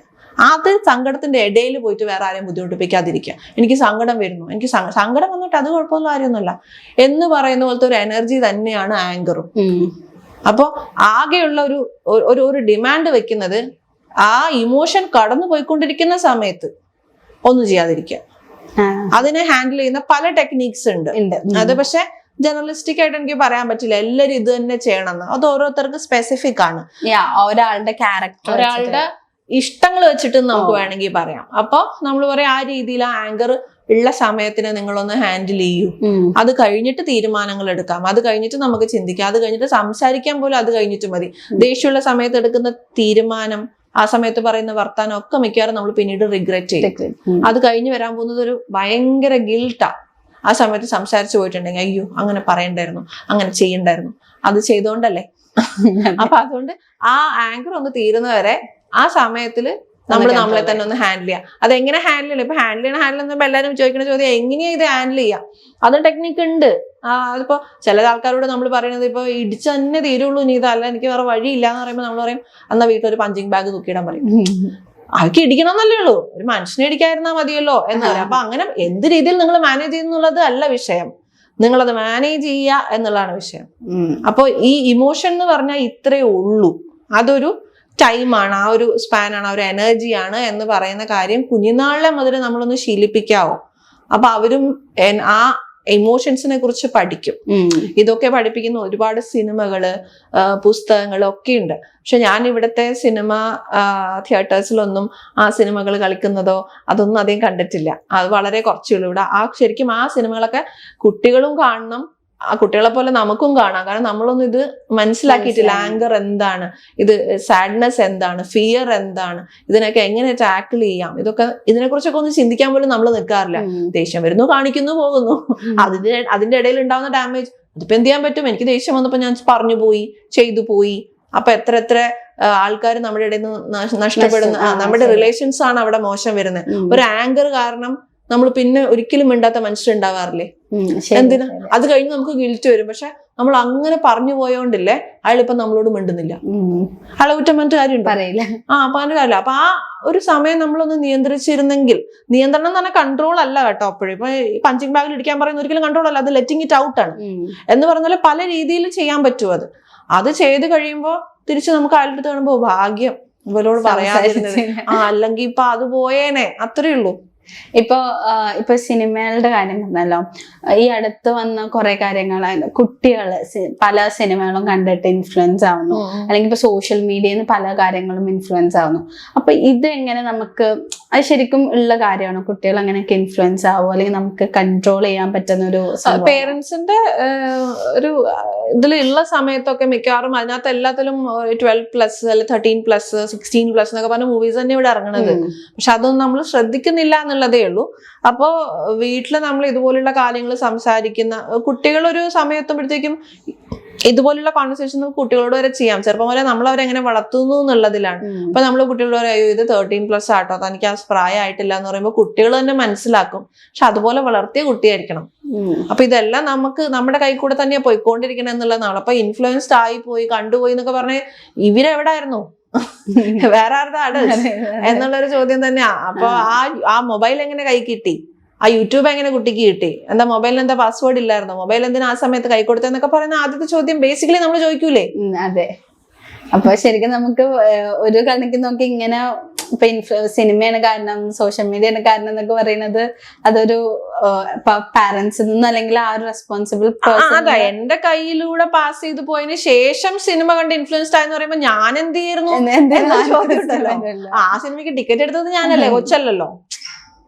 ശരി. ഇപ്പൊ പിന്നെ നേരത്തെ ആങ്കറിന്റെയും ഇമോഷൻസിന്റെ കാര്യം പറഞ്ഞിരുന്നല്ലോ. അപ്പൊ പൊതുവെ പറയുന്ന ഒരു കാര്യമാണ് പെൺകുട്ടികൾക്കാണ് കൂടുതൽ മൂഡ് സ്വിങ്സ്, അല്ലെങ്കിൽ പെൺകുട്ടികൾ ഇച്ചിരി കോംപ്ലക്സ് ക്യാരക്ടറാന്നൊക്കെ. ശരിക്കും അങ്ങനെയാണോ? പെൺകുട്ടികൾക്ക് എനിക്ക് അതിന്റെ ഫിസിയോളജിക്കൽ സൈഡിലേക്ക് അറിയില്ല. പക്ഷെ ബേസിക്കലി ഇത്ര അറിയുള്ളൂ, പെൺകുട്ടികളും ആൺകുട്ടികളും ഇപ്പൊ ഇമോഷൻസിന്റെ സൈഡിൽ ഒരു കൾച്ചറൽ കൺസ്ട്രക്ട് മനസ്സിലാക്കി വെച്ചിരിക്കുന്നത് പെൺകുട്ടികൾ കരയുന്നത് കുറച്ചുകൂടിയും ഇവിടെ ആക്സെപ്റ്റബിൾ ആണ്. പെൺകുട്ടികൾ ദേഷ്യപ്പെടുമ്പോഴത്തേക്കും അത് അവൾ അഹങ്കാരിയാണ് എന്ന് പറയും. അതേസമയം കരഞ്ഞ അയ്യോ പാവം. പക്ഷെ ബേസിക്കലി എന്റെ കണ്ണു കൂടെ നോക്കിയത് രണ്ടും ഇമോഷനാ. ഒരാൾ കരയുന്നതും ഒരാൾ ദേഷ്യപ്പെടുന്നതും എനിക്ക് ഇച്ചിരി സമയം വേണം. അതിപ്പോ അയാൾ ദേഷ്യപ്പെടുവാണെങ്കിലും ഞാൻ അയാൾക്ക് സമയം കൊടുക്കും, അയാൾ കരയുകയാണെങ്കിൽ ഞാൻ അയാൾക്ക് സമയം കൊടുക്കും. പക്ഷെ ഇവിടെ അത് പറഞ്ഞു വരുമ്പോൾ അതിനെ വേറെ രീതിയിൽ നമ്മൾ ആ കൾച്ചറൽ കൺസ്ട്രക്റ്റിൽ പറയും. ഇത് തന്നെ ആൺകുട്ടികളിലേക്ക് നോക്കൂ, ആൺകുട്ടികൾ കരയുമ്പോൾ പറയും ഈ അവനെന്താ ഇങ്ങനെ പെണ്ണുങ്ങളെ പോലെ ഇരുന്ന് കരയണേന്ന് ചോദിക്കും. അതേസമയം അവൻ ദേഷ്യപ്പെട്ട അവൻ അടിപൊളിയാണ് കേട്ടോ, അവൻ കലിപ്പനാന്ന് പറയും. അതെന്തോ ഒരു ആക്സെപ്റ്റൻസ് കിട്ടുന്നുണ്ട് അവിടെ. ഇത് രണ്ടും ഓക്കെ അല്ല. ഇത് രണ്ടുപേർക്കും ഓക്കെ അല്ല. കരയുന്നതും അതായത് ആണുങ്ങൾ കലിച്ചോട്ടെ പെണ്ണുങ്ങൾ കരഞ്ഞോട്ടെ എന്നും അല്ല പറയണേ, പെണ്ണുങ്ങൾ നാലുമ്പോൾ ദേഷ്യപ്പെടണമെന്നും അങ്ങനെയല്ല പറയണേ. ഇതെന്തെങ്കിലുമൊക്കെ വരാം, എല്ലാവർക്കും മൂഡ് സ്വിങ്സ് വരാം, എല്ലാവർക്കും സങ്കടം വരും, എല്ലാവർക്കും ദേഷ്യം വരും. ഇതൊക്കെ വന്നാലും നമ്മൾ നേരത്തെ പറഞ്ഞ ഹാൻഡിൽ ചെയ്യാനൊന്ന് പഠിക്കാവോ, അത്രേ ഉള്ളൂ. ഇപ്പൊ പൊതുവെ പറയാറുണ്ട് നമ്മുടെ ഒരു കൾച്ചർ വെച്ച് നോക്കുമ്പോ ചില പെൺകുട്ടികൾ, ഇപ്പൊ പെൺകുട്ടികളായിരിക്കും പാരന്റിങ് വെച്ച് നോക്കുമ്പോ, ആൺകുട്ടികൾ വെച്ച് നോക്കുമ്പോ ഒരു ഏജ് കഴിഞ്ഞ പ്രത്യേകിച്ച് ആൺകുട്ടികൾ വെച്ച് നോക്കുമ്പോൾ പെൺകുട്ടികൾക്കായിരിക്കും കുറച്ചും കൂടി റെസ്ട്രിക്ഷൻസും അല്ലെങ്കിൽ അവരുടെ ലൈഫ് കൺട്രോൾ ചെയ്യാൻ വേണ്ടി പാരന്റ്സ് കൂടുതൽ ശ്രമിക്കാറും. അപ്പൊ ചിലപ്പോഴെങ്കിലും ആ ഒരു പെൺകുട്ടി എന്ന നിലക്ക് ആലോചിക്കാറുണ്ടോ എനിക്കൊരു ആൺകുട്ടിയായെങ്കിൽ നല്ലതാന്നൊക്കെ. ആ ഒരു തോട്ട് പ്രോസസ്സ് എങ്ങനെയായിരിക്കും ഡെവലപ്പ് ചെയ്യുന്നത്? അതുകൊണ്ട് തന്നെയാണ് അത് ഡെവലപ്പ് ചെയ്യുന്നത്. ആ ഒരു ലിമിറ്റേഷൻ സമൂഹത്തിലുണ്ട്. സമൂഹത്തിൽ ചിലപ്പോൾ അങ്ങനത്തെ ഡേഞ്ചേഴ്സ് ഉണ്ടാവാം. അതുകൊണ്ടായിരിക്കും അവരുടെ പേരൻസ് അങ്ങനെ പറയുന്നത്. നമ്മളിത് ഏത് രാജ്യത്തെ കുറിച്ച് സംസാരിക്കണം എന്നുള്ളത് പറയേണ്ടി വരും. അപ്പൊ എല്ലാ സ്ഥലത്തും ഇതുപോലുള്ള ഡേഞ്ചേഴ്സ് പെൺകുട്ടികൾക്ക് ഇല്ല. അപ്പൊ അങ്ങനെ ഇല്ലാത്ത സ്ഥലങ്ങളിൽ ചിലപ്പോൾ പാരന്റ്സ് അങ്ങനത്തെ റെസ്ട്രിക്ഷൻസ് വെക്കില്ല. ആ വീട്ടിലെ കുട്ടി ആഗ്രഹിക്കില്ല ആണാവാൻ. കാരണം ആ കുട്ടിക്ക് ആണിനെ പോലെ തന്നെ പെണ്ണിനെ പോലെ തന്നെ എല്ലാം കിട്ടുന്നുണ്ട്. അതേസമയം അങ്ങനെ അല്ലാത്തൊരു രാജ്യത്തിലായിരിക്കും, അങ്ങനെ അല്ലാത്തൊരു സമൂഹത്തിൽ ചിലപ്പോൾ പാരന്റ്സ് അങ്ങനെ പറയേണ്ടി വരുന്നുണ്ടാവാം. അത് ചിലപ്പോൾ സമൂഹത്തിന്റെ ആയിരിക്കും, ചിലപ്പോൾ റിലീജിയസ് ആയിട്ടായിരിക്കാം. ഇത് പല രീതിയിലും അവരുടെ പൊതുവിൽ ഞങ്ങളുടെ വീട്ടിലാരും 6 മണി കഴിഞ്ഞാൽ പുറത്തിറങ്ങാറില്ല എന്ന് പറയാൻ ഒരു സമൂഹമുണ്ട്. അത് ചിലപ്പോൾ അമേരിക്കയിലാണെങ്കിലും ആ കുടുംബം അങ്ങനെ ബിഹേവ് ചെയ്യും 6 മണി കഴിഞ്ഞാൽ. അപ്പൊ ആ വീട്ടിൽ ഒരു കുട്ടി തിരിച്ച് ചിന്തിച്ചാൽ മതി, അതെന്താ എനിക്ക് പോകാൻ പറ്റാത്ത, അത് സ്ട്രെസ്സായി ആ കുട്ടിക്ക്. അപ്പൊ ഇത് ആണായി ജനിച്ചിരുന്നെങ്കിൽ പെണ്ണായി ജനിച്ചിരുന്നില്ലെങ്കിൽ എന്ന് പറയുമ്പോൾ നമ്മൾ അവരോട് ഇനി അവർക്ക് അവർ വേറെ ഏതെങ്കിലും സെക്സിൽ ജനിച്ചു പോയി അല്ലെങ്കിൽ ഒരു ട്രാൻസ്ജെൻഡർ ആണോ എന്ന് നമുക്കറിയില്ല. ആ കോണ്ടെക്സ്റ്റ് അല്ല ഞാൻ പറയുന്നത്. അവരോട് ചോദിക്കേണ്ട ഒരു ചോദ്യം, എന്തുകൊണ്ട് ആഗ്രഹിക്കുന്നു ആണാവാൻ? അപ്പൊ അവരൊരു റീസൺ പറയും. ആ റീസൺ കേട്ടിട്ടേ നമുക്ക് പറയാൻ പറ്റുള്ളൂ അത് സമൂഹം കൊടുത്തു വെക്കുന്നതാണോ അവർക്ക് സ്വയം തോന്നുന്നതാണോ. അതെ, അങ്ങനെ ഒരു പ്രശ്നമാണ്. ഇപ്പൊ നേരത്തെ നമ്മൾ സെക്സ് എഡ്യൂക്കേഷനെ വെച്ച് സംസാരിച്ചപ്പോ ഐ തിങ്ക് മോഡേൺ പാരന്റ്സ് പിന്നെയും കുട്ടികൾക്ക് അത് പറഞ്ഞു കൊടുക്കാനും ഇതെന്താന്നുള്ളത് ഒരു പോസിറ്റീവായിട്ട് അത് കാണാൻ ശ്രമിക്കാറുണ്ട്. പിന്നെ ഈ അടുത്ത് സ്കൂൾസിലാണെങ്കിലും അത് കൊണ്ടുവരണം അങ്ങനെയൊക്കെ ഡിസ്കഷൻ നടത്താറുണ്ട്. പക്ഷെ ഇച്ചിരി കൺസർവേറ്റീവ് പാരന്റ്സ് അപ്പോഴും ലിമിറ്റ് വെക്കാറുണ്ട്. ഇപ്പോഴത്തെ ഒരു രീതിയിൽ എനിക്ക് തോന്നുന്നു മോഡേൺ പാരന്റ്സിനെ കാട്ടിയും കൂടുതൽ കൺസർവേറ്റീവ് പാരന്റ്സ് ആണ്. അപ്പോൾ ശരിക്കും ആ ഒരു ലിമിറ്റേഷൻ അല്ലേ പല ഒരു ഇപ്പോൾ അവര് അപ്പൊ അതൊരു തോട്ട് പ്രോസസ്സ് വരുമ്പോൾ ഇതെന്തോ ഒരു പ്രശ്നമുള്ള ഒരു സംഭവമാണ്. അങ്ങനെ ഒരു തോട്ട് പല പിള്ളേരിലും വരാൻ കാരണം എന്ന് തോന്നുന്നു. പ്രത്യേകിച്ച് കുറച്ച് പേരൻസ് ഇവിടെ ഫോർവേഡായിട്ട് ചിന്തിക്കുന്നത് കൊണ്ട് തന്നെ കൺസർവേറ്റീവ് ആയിട്ട് ചിന്തിക്കുന്ന പേരൻസ് എനിക്ക് തോന്നുന്നു ഇനി ഒന്ന് പേടിക്കേണ്ടിയിരിക്കുന്നു. കാരണം മറ്റു കുട്ടികൾ വളരെ ഫ്രീ ആയിട്ട് ഇടപെടുകയും ഇതിനെക്കുറിച്ച് സംസാരിക്കുകയും ചെയ്യുമ്പോൾ ഒരു പ്രത്യേക സമൂഹത്തിലെ അല്ലെങ്കിൽ പ്രത്യേക കുടുംബത്തിലെ കുട്ടികൾക്ക് അത് പറ്റുന്നില്ല എന്ന് പറയുമ്പോൾ അവര് ഇവരെക്കാൾ കുറച്ചുകൂടെ അഗ്രസീവായി പെരുമാറാൻ ചാൻസ് ഉണ്ട്. കാരണം മറ്റു പാരന്റ്സ് അങ്ങനെ അല്ല എന്നും കൂടി ഇപ്പൊ പറഞ്ഞില്ലേ. അതെ. അപ്പൊ ആ കുട്ടികളും ഈ കുട്ടികളും കൂടി വരുമ്പോ ഈ കുട്ടികൾ കുറച്ചുകൂടെ കാമായിരിക്കും. കാരണം അവർക്കെല്ലാം സംസാരിക്കാനും കേൾക്കാനും പറയാനും അവരുടെ പേരൻസ് ഇപ്പൊ ആയി. അവർക്ക് ഇനിയിപ്പോ അത് പുറത്തു പോയി ചെയ്യേണ്ട കാര്യമില്ല. അവർക്ക് എന്ത് സംശയം ഉണ്ടെങ്കിലും വീട്ടിൽ പോയി ചോദിക്കാന്ന് പറയുന്ന ഒരു സമൂഹം അപ്പുറത്ത് ഒരുങ്ങിക്കൊണ്ടിരിക്കുമ്പോ ഇനിയിപ്പോ കൺസർവേറ്റീവ് ആയിട്ട് ചിന്തിക്കുന്നവർ കുറച്ച് എനിക്ക് തോന്നുന്നു അവർക്കായിരിക്കും പേടിക്കേണ്ടത്. കാരണം അവരുടെ കുട്ടികൾ ഇത് എവിടെയാ ഡിസ്കസ് ചെയ്യുന്നതെന്ന് പറയാറായില്ല. അവർക്ക് എന്തൊക്കെ ഇഷ്യൂ വരും, അവർക്ക് വരുന്ന സംശയങ്ങൾ അവർ എവിടെ ചോദിക്കും എന്ന് പറയാൻ നമുക്ക് പറ്റില്ല. ആ ചോദിക്കുന്ന ആൾ എന്ത് പറഞ്ഞു കൊടുക്കും എന്ന് പറയാൻ പറ്റില്ല. ഇനി പറഞ്ഞു മാത്രമാണ് കൊടുക്കുന്നതിന് കയ്യിലേക്ക് കൊടുക്കും എന്ന് പറയാൻ പറ്റില്ല. അപ്പൊ ഏറ്റവും ബെറ്റർ വീട്ടിൽ ചോദിക്കുന്നതല്ലേ. അതെ. പിന്നെ ഞാൻ പലപ്പോഴായിട്ട് പെൺകുട്ടികളുടെ കാര്യത്തിൽ കേട്ട ഒരു കാര്യമാണ്, പെൺകുട്ടികൾ എപ്പോഴും the long for love, like attention, love attention അങ്ങനെ കിട്ടണം. അല്ലെങ്കിൽ അവര് ഭയങ്കര അത് കിട്ടുന്നിടത്തേക്ക് തേടി പോവും, അങ്ങനത്തെ രീതിയിൽ. അങ്ങനെയാണ് പലപ്പോഴും ഈ ഓൺലൈൻ കാമുകന്മാർ അങ്ങനത്തെ സാധനങ്ങൾ, ഓൺലൈൻ കാമുകന്മാർ കേട്ടിട്ടില്ല കേട്ടോ. അങ്ങനത്തെ ഒരു രീതിയിലോട്ട് പോണതും കുറെ ഇഷ്യൂസിലോട്ട് ചെന്ന് പെടുന്നതൊക്കെ അത് ശരിക്കും ഉള്ളതാണ്. എനിക്ക് ശരിയായിരുന്നു. കാരണം ലവ് ഞാന് ചില സമയത്ത് സെഷൻസിലേക്ക് ചോദിക്കും ഇമോഷൻസ് എത്ര ഉണ്ടെന്ന് അറിയാവുന്ന, ഇമോഷൻസ് ഏതൊക്കെയാന്ന് ചോദിക്കുമ്പോൾ ആൾക്കാര് സങ്കടം, ദേഷ്യത്തിന്റെ കൂടെ പറയുന്ന ഒരു സാധനമാണ് ലവ് എന്ന്. നമ്മള് ബേസിക്കലി ഒന്ന് മനസ്സിലാക്കിയിരിക്കുക, ലവ് ഒരു ഇമോഷൻ അല്ല. ലവ് എന്ന് പറയുന്നത് സൈക്കോളജിയിൽ കാണപ്പെടുന്ന ഒരു നീഡായിട്ടാണ്. അതായത് നീഡ് എന്ന് പറഞ്ഞാൽ എന്താ, ഭക്ഷണം, വെള്ളം, ഇതൊക്കെ നമുക്ക് നീഡഡ് ആണ്. നമ്മുടെ ഫിസിയോളജിക്കൽ ബോഡി ജീവിച്ചിരിക്കാൻ എന്ന് പറയുന്ന പോലത്തെ ഒരു സാധനമാണ് സ്നേഹം. സ്നേഹം എല്ലാവർക്കും ഒരു ആവശ്യമാണ് ഈ സമൂഹത്തിൽ നിലനിൽക്കുമ്പോൾ. അതിനങ്ങനെ ആണെന്നോ പെണ്ണെന്നോ ഇല്ല. ആണുങ്ങളോട് ചോദിച്ചു നോക്കി അവരെ സ്നേഹിക്കുന്നവർക്ക് ഇഷ്ടമാണോന്ന്. എല്ലാവർക്കും സ്നേഹിക്കാനും സ്നേഹിക്കപ്പെടാനും അങ്ങോട്ട് സ്നേഹിക്കും. നറിഷ്മെന്റ് നീഡും ഉണ്ട്. അതായത് നന്നായിട്ട് നമുക്ക് സ്നേഹം കിട്ടിക്കഴിയുമ്പോൾ നമ്മുടെ വലിയൊരു ആവശ്യമായി മാറുകയാണ് ഇനി ഇത് കൊടുക്കുക എന്നുള്ളത്. അങ്ങനെ ഞാനൊരു കസേരയിലിരുന്ന് സ്നേഹ റിസീവർ മാത്രമല്ല, we all have the need to nourish as well. അപ്പോ അങ്ങോട്ടും ഇങ്ങോട്ടും റെസിപ്രോക്കേറ്റ് ചെയ്യുന്ന ഒരു നീഡ് തന്നെയാണ്. അല്ലാതെ അപ്പൊ ഓൺലൈൻ കാമുകന്മാരെ തേടി പോകുന്ന അവരോട് നമ്മൾ പ്രത്യേകം എടുത്ത് ചോദിക്കുന്നു, എന്താ നിങ്ങളുടെ വീട്ടിൽ എന്താ പ്രശ്നമുണ്ടോ, സ്നേഹം കിട്ടാത്ത അവസ്ഥയുണ്ടോ എന്ന് ചോദിക്കേണ്ടി വരും. ഇവരിങ്ങനെ തേടി പോകുമ്പോ വരുന്ന കാമുകൻ അയാൾ എന്താ വരുന്നത്, അയാൾക്ക് എന്തെങ്കിലും ആവശ്യമുണ്ടോ? ബേസിക്കലി അവർ തമ്മിൽ അങ്ങോട്ടും ഇങ്ങോട്ടും കൊടുക്കുന്നതുകൊണ്ട് കുഴപ്പമൊന്നുമില്ല. പക്ഷെ അത് വീട്ടിൽ ഇല്ലാത്തതുകൊണ്ടാണ് കൊടുക്കണമെന്ന് അന്വേഷിക്കാലോ. അപ്പൊ ആ ഒരു സംഭവത്തിന് സൊല്യൂഷനും കിട്ടും. അതെ, അവര് സ്നേഹിക്കുന്നതുകൊണ്ട് നമുക്ക് സന്തോഷമുള്ളൂ. പക്ഷെ അവരൊരിക്കലും അത് വേറൊരാളെ തോൽപ്പിക്കാൻ വേണ്ടി ചെയ്യേണ്ട കാര്യമില്ല. പ്രായമാകുമ്പോൾ ഓരോരുത്തർ സ്നേഹിക്കാത്ത. ഇപ്പൊ നിങ്ങളിപ്പോ കൗൺസിലിംഗ് ചെയ്യാറുണ്ടെന്നൊക്കെ പറഞ്ഞല്ലോ. അപ്പൊ അതിൽ ഭയങ്കര കോംപ്ലിക്കേറ്റഡ് ആയിട്ട് ആരെങ്കിലും വരാറുണ്ടോ കൗൺസിലിംഗ്? എല്ലാവരും അവരുടേതായ രീതിയിൽ വളരെ കോംപ്ലിക്കേറ്റഡ് ആയിട്ടാണ് വരാറ്.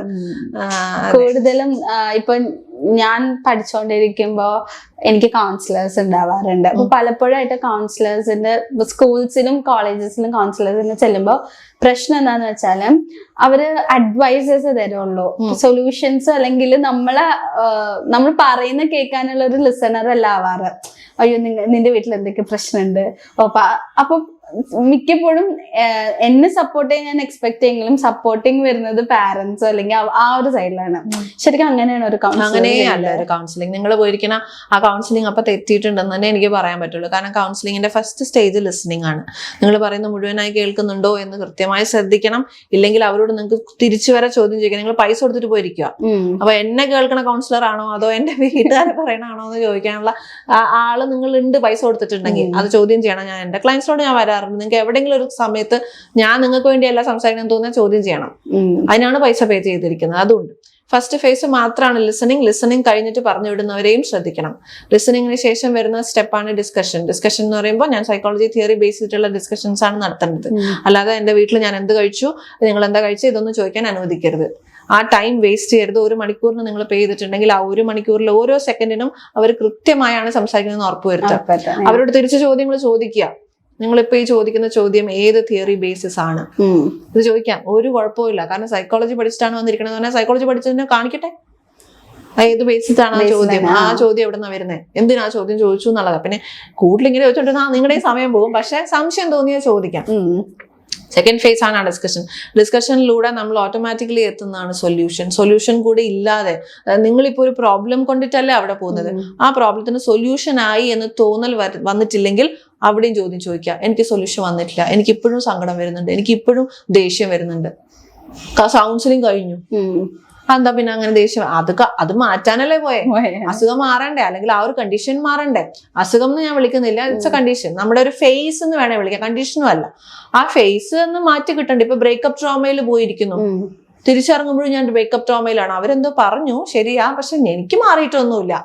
അതല്ല കൗൺസിലിംഗ്. ഇപ്പൊ എല്ലാവരും ഞാൻ പറയില്ല, ചില പാരന്റ്സ് ആണെങ്കിലും അല്ലെങ്കിൽ ചിലവർക്ക് വരുന്ന തോട്ടാണ് കൗൺസിലിങ്ങിന് പോവാം, അല്ലെങ്കിൽ കൗൺസിലറെ കാണാൻ പോവാം, സൈക്കോളജിസ്റ്റിനെ കാണാൻ പോവാന്നൊക്കെ പറയുമ്പോ അയ്യോ എനിക്ക് എന്തോ വലിയ അസുഖമാണോ, അങ്ങനത്തെ ഒരു തോട്ട് എപ്പോഴും വരാറുണ്ട്. അതൊരു മിസ്കൺസെപ്ഷൻ. അതെ, എനിക്ക് തോന്നുന്നു സമയത്ത് നമ്മൾ നമ്മുടെ സ്ട്രെസ് അഡ്രസ് ചെയ്തില്ലെങ്കിൽ നമുക്ക് വലിയ അസുഖങ്ങൾ വരാൻ ചാൻസ് ഉണ്ട്. കാരണം ഇപ്പം കാണുന്ന കുറെ അസുഖങ്ങൾ സൈക്കോസൊമാറ്റിക് ആണ്. ഇപ്പൊ നടുവേന, തലവേന, പിന്നെ ഈ അടുത്ത് ഞാൻ ക്ലയൻസിൽ കാണാൻ തുടങ്ങിയതാണ് ഓട്ടോ ഇമ്മ്യൂൺ ഡിസീസസ് കുറെ വരുന്നുണ്ട്. അത് ബേസിസ് സ്ട്രെസ് ആണ്, ഒരു വലിയ അളവിൽ അത് സ്ട്രെസ് തന്നെയാണ്. പിന്നെ ഈ പറഞ്ഞ പോലെ ഫിസിക്കൽ ആയിട്ടുള്ള കുറെ നടുവേന, തലവേന, കാലുവേന ഇങ്ങനെയുള്ള കുറെ കാര്യങ്ങൾ വരാറുണ്ട്. അതിന് അപ്പൊ നമ്മൾ സമയത്ത് ആ ഒരു ചെറിയ സാധനം എടുക്കാണ്ട് പോയതുകൊണ്ടല്ലോ 1-2 മണിക്കൂറിൽ സോൾവ് ചെയ്യാവുന്നത് അവസാനം വലിയ ഓപ്പറേഷൻ വരെ എത്തി നിർത്തേണ്ട യാതൊരു കാര്യമില്ലായിരുന്നു. അതൊന്ന്. രണ്ടാമത്, ഇത് സൈക്കോ അല്ലെങ്കിൽ ഒരു മെന്റൽ ഹെൽത്തിൽ തന്നെ മോശം വരും. അതായത് ചിലപ്പോൾ ആദ്യം തുടങ്ങുന്നത് ഒരു ചെറിയ ബ്രേക്കപ്പ് ട്രോമയിൽ നിന്നായിരിക്കാം. അത് പ്രോപ്പർ സമയത്ത് അഡ്രസ് ചെയ്തില്ല, പിന്നീട് ആൾക്ക് റിലേഷൻഷിപ്പ് ഉണ്ടാവുന്നില്ല, അല്ലെങ്കിൽ ഉണ്ടാവുന്നത് എല്ലാം ബ്രേക്കപ്പ് ആവുന്നു. അങ്ങനെ പോയി അയാളൊരു സൈക്യാട്രിക് ആയിട്ടുള്ള കണ്ടീഷനിലേക്ക് എത്തിയാലോ? അതെ, കൂടുതൽ കോംപ്ലിക്കേഷൻ. അപ്പൊ ആ തലവേന എന്ന് പറയുന്ന സ്റ്റേറ്റിൽ തന്നെ നമ്മൾ അതിനെ അഡ്രസ് ചെയ്യാന്നുള്ളതാണ്. പിന്നെ അതിനെ ബ്രെയിൻ ട്യൂമർ ആക്കാൻ വെക്കണ്ട. ഇപ്പൊ പൊതുവെ ചില പാരന്റ്സ് ഇപ്പൊ ബ്രേക്കപ്പ് ട്രോമ അല്ലെങ്കിൽ വേറെ എന്തെങ്കിലും ഇഷ്യൂ വരുമ്പോ പെട്ടെന്ന് എന്താ കുട്ടികളോട് അഡ്രസ്സ് ചെയ്യാതെ തന്നെ പെട്ടെന്ന് അവരെ കൊണ്ടുപോയിട്ട് ഒരു ഇപ്പൊ കൗൺസിലർ എന്ന് പറയുമ്പോ ആ കുട്ടീനെ വെച്ച് നോക്കുമ്പോ ഒരു സ്ട്രേഞ്ചർ ആണ്. അപ്പൊ അവരോട് സംസാരിക്കാൻ ഓക്കെ ആണോ എന്ന് പോലും ചെക്ക് ചെയ്യാണ് ചില പാരന്റ്സ്. ഓക്കെ, ഒരു കംപ്ലീറ്റ് സ്ട്രേഞ്ചറിന്റെ അടുത്ത് നിങ്ങൾ അവരോട് സംസാരിക്കോ അല്ലെങ്കിൽ അവർ ട്രീറ്റ് ചെയ്യട്ടെ എന്ന് പറഞ്ഞാൽ ചെന്ന് കൊണ്ടാക്കാറുണ്ട്. ആ ഒരു കാര്യം ശരിയായി തോന്നുന്നുണ്ടോ? അവിടെ എനിക്ക് കമന്റ് ചെയ്യാനുള്ളത് ആ കൗൺസിലേഴ്സിന്റെ ഇത് തന്നെയാണ്. ആ പൈസ മേടിക്കരുത്, ആ സെഷൻ എടുക്കരുത്. കാരണം ആദ്യം തന്നെ നമ്മുടെ അടുത്തേക്ക് ഒരാൾ വരുമ്പോൾ ചോദിക്കേണ്ടത് വരാൻ ഉദ്ദേശിക്കുന്ന ആള് വില്ലിംഗ് ആണോ എന്നുള്ളതാണ്. അവരുടെ പേരൻസോ ഭാര്യയോ ഭർത്താവോ ആര് വില്ലിംഗ് ആയിട്ടും കാര്യമില്ല, അവര് വില്ലിംഗ് ആണോ, അവർക്ക് സംസാരിക്കാൻ ഓക്കെ ആണോ, അവർക്ക് അവരുടെ പ്രശ്നം സംസാരിച്ച് തീർക്കണം എന്ന് തോന്നുന്നുണ്ടോ? അങ്ങനെയാണെങ്കിൽ മാത്രമേ ആ പൈസ മേടിക്കാവൂ. വെറുതെ പൈസ കയ്യിൽ മേടിച്ചു വന്നിട്ട് നിങ്ങളുടെ കുട്ടി ഞാൻ പറയണ കേൾക്കണില്ല, ഇത് അറിയായിരുന്നില്ല ആ കുട്ടി വില്ലിംഗിലായിട്ടല്ല വരുന്നത്, അത് മേടിക്കരുത്. കാരണം പേരൻസ് ചിലപ്പോൾ കൊണ്ടുവരും. കാരണം അവർക്ക് നിങ്ങൾ എന്താ പഠിച്ചിരിക്കുന്നത്, കൗൺസിലറിന് എന്താ അറിയാവുന്നതെന്ന് ഇവർക്ക് അറിയില്ല. ഇവർക്ക് അവരുടെ കുട്ടി വിഷമിക്കുന്നതേ കാണാൻ പറ്റുന്നുള്ളൂ. അപ്പൊ അവർ ആ ഇൻസ്റ്റിങ്ക്റ്റിൽ കൊണ്ടുവന്ന് തരുവാണ്, ഒന്ന് ശരിയാക്കി തരുമോ എന്ന് പറയുമ്പോൾ നമ്മൾ അവരോട് ആത്മാർത്ഥമായിട്ട് പറയണം, ഞാൻ ശരിയാക്കി തരാം, unless your child is willing to talk to me. ആ ഉറപ്പായിട്ട് ഇടപെടാലോ. എന്നിട്ട് നമുക്ക് വേണേൽ കുട്ടീനെ ഒന്ന് ഇൻഫ്ലുവൻസ് ചെയ്യാൻ ശ്രമിക്കാം, പക്ഷെ അത് പൈസ വാങ്ങിയിട്ട് ചെയ്യല്ലേ. ഞാൻ ഇന്ന കാര്യം ചെയ്യുന്ന ആളാണ്, താല്പര്യം ഉണ്ടെങ്കിൽ ഞാൻ വേണമെങ്കിൽ ഒന്ന് ഇടപെടാം, ഇത്രയും പറയുന്നതിന് പൈസ ഉണ്ടല്ലോ. അപ്പൊ ഇത് ചെയ്യുക. എന്നിട്ട് ആ കുട്ടി വില്ലിംഗ് ആണെങ്കിൽ പേരൻസിനോട് പറയാ കുട്ടി വില്ലിംഗ് ആണ്, ഇനി നിങ്ങൾ പേയ്മെന്റ് ചെയ്തോളൂ. അങ്ങനെ ഇപ്പോഴത്തെ യൂത്ത് ലൈക്ക് ഫീമെയിൽ ആയാലും മെയിൽ ആയാലും പൊതുവെ കാണുന്ന ഒരു സംഭവമാണ് ഡിപ്രഷൻ എന്നുള്ളൊരു ഇത്. അത് ബ്രേക്കപ്പ് കൊണ്ടായിരിക്കാം, അല്ലെങ്കിൽ വർക്ക് സ്ട്രെസ്സോ അങ്ങനെയൊക്കെ വരുന്നോണ്ടായിരിക്കാം. അപ്പൊ അത് ഭയങ്കര കോമൺ ആയിട്ടുള്ള ഒരു സംഭവമായി മാറുന്നുണ്ട്. അപ്പൊ അതുകൊണ്ടുള്ള ഒരു മെയിൻ റീസൺ എന്തോ? ഒന്നാമത്തെ കാര്യം, ഈ വാക്കുകൾ തെറ്റിച്ചാണ് ഉപയോഗിച്ചുകൊണ്ടിരിക്കുന്നത്. ഡിപ്രഷൻ നമ്മൾ കാണാത്ത സാധനമാണ്, നമ്മൾ അറിയാത്ത സാധനമാണ്. അപ്പൊ ഇപ്പൊ അച്ഛനും അമ്മയടുത്ത് ചെറിയൊരു വഴക്കുണ്ടായാൽ, അല്ലെങ്കിൽ ഭാര്യ ഭർത്താവ് വഴക്കുണ്ടായാൽ ഉപയോഗിക്കുന്ന വാക്കുകളാണ് ആൻസൈറ്റി, ഡിപ്രഷൻ. ഇതൊക്കെ ശരിക്കും നിങ്ങൾ പറയേണ്ട വാക്കുകൾ സാഡ്, ഫിയർ, ഇതിന്റെ ഒക്കെ ചെറിയ രൂപങ്ങളാണ് അതൊക്കെ. നമ്മൾ പറയുന്ന വാക്കുകൾ ഡിപ്രഷൻ, ആൻസൈറ്റി എന്നൊക്കെ പറഞ്ഞാൽ മരുന്ന് കഴിക്കുന്നവരാന്നാണ് അർത്ഥം. അതല്ലല്ലോ മരുന്ന് കഴിക്കണില്ലല്ലോ. ജസ്റ്റ് ഒന്ന് വഴക്കുണ്ടായി എന്ന് പറഞ്ഞാൽ അതിന്റെ അർത്ഥം എന്താണ്? ആങ്കർ എന്നൊക്കെ നമുക്ക് പറയാം. എനിക്ക് ദേഷ്യം വന്നു എന്ന് പറയണ പോലെ എനിക്ക് സങ്കടം വന്നു എന്ന് പറയൂ. ഉടനെ തന്നെ അതൊരു സ്റ്റൈലാണ്. ഇപ്പോ ഡിപ്രസ്ഡ് ആണ്, ഞാൻ ഡെസ്പാണ്, ഞാൻ ആൻസൈറ്റിയിലൂടെ പോയിക്കൊണ്ടിരിക്കുകയാണെന്നൊക്കെ പറയാം. ശരിക്കുള്ള ഡിപ്രഷനും ആൻസൈറ്റിയും ഒന്നും നമ്മൾ കണ്ടിട്ടില്ല. അതിലൂടെ അനുഭവിക്കുന്നവരെ കുറച്ച് കാണാതിരിക്കുക. അതൊരു സ്പീക്കിംഗ് ലാംഗ്വേജിലേക്ക് യൂസ് ചെയ്യാൻ തുടങ്ങി. അതെ, അത് ഭയങ്കര ലോക്കലൈസ്ഡ് ആയിട്ട് ഇപ്പൊ യൂസ് ചെയ്യണം. അപ്പൊ ശരിക്കുള്ള ഡിപ്രഷനുള്ള ആൾ ഇനി എന്ത് പറയും? സങ്കടാന്ന് പറയോ?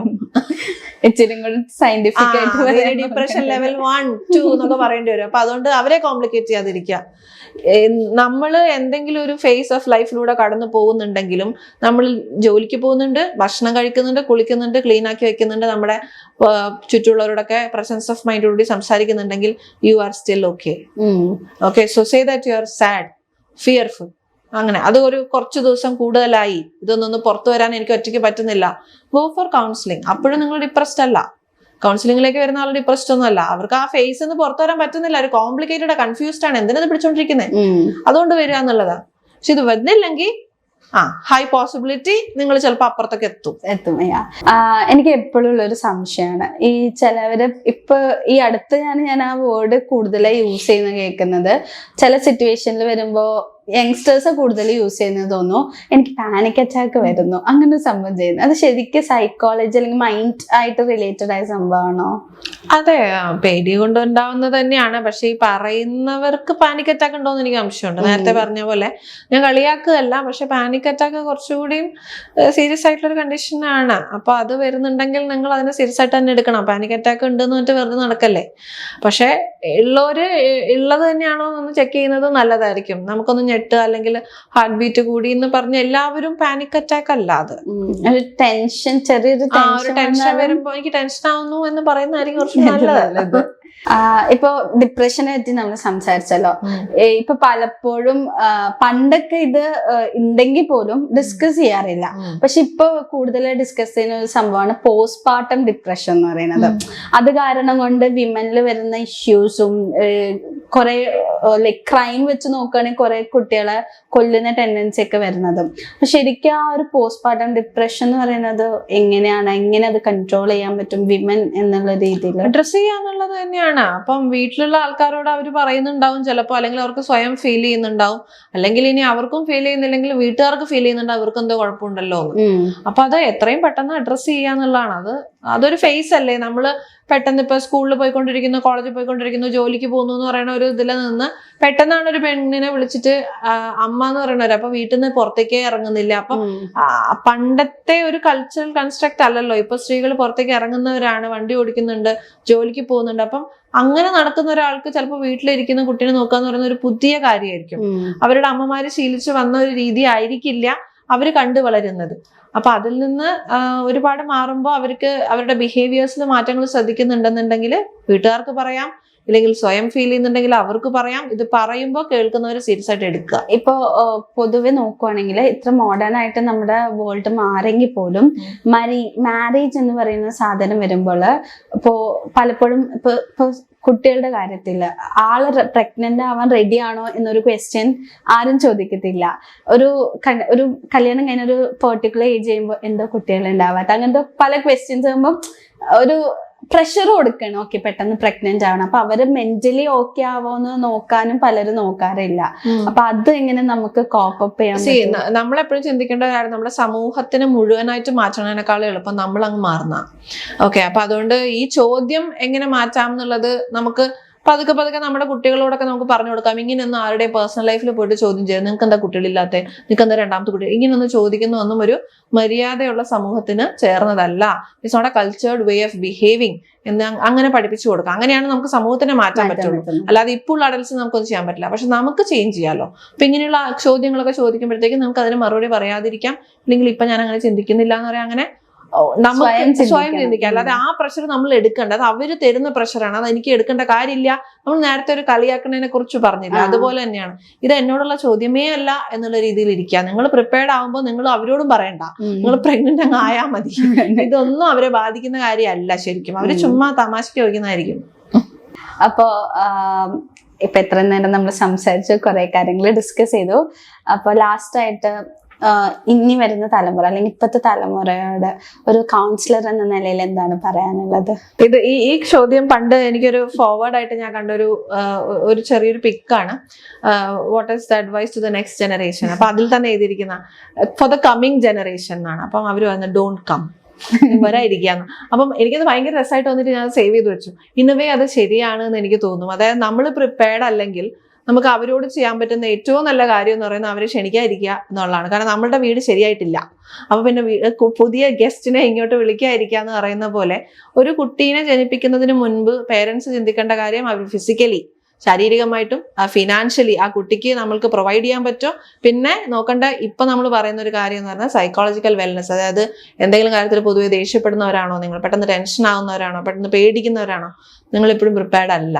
ഓക്കെ, അപ്പൊ അങ്ങനെയുള്ള കാര്യങ്ങളൊക്കെ അഡ്രസ്സ് ചെയ്ത് അതിൽ നിന്നൊക്കെ പുറത്തു വന്ന് നിങ്ങൾ കാമാണ്, നിങ്ങൾക്ക് ഒരു കുട്ടിയെ വളർത്താനുള്ള എല്ലാ മാനസികാവസ്ഥയായി കഴിഞ്ഞു എന്ന് തോന്നുകയാണെങ്കിൽ മാത്രം ലെറ്റ് ദം കം. അല്ലെങ്കിൽ ഏറ്റവും നല്ല കാര്യം ഡോണ്ട് കം എന്നുള്ളത് ചിലപ്പോൾ പാലിക്കുന്നതായിരിക്കാം. അപ്പോൾ നമ്മൾ ഒരുപാട് കാര്യത്തിനെ പറ്റി ഡിസ്കസ് ചെയ്തു. ഭയങ്കര ഇൻഫോർമേറ്റീവ് ആയിരുന്നു. And it was a pleasure to have a talk with you. Thank you so much.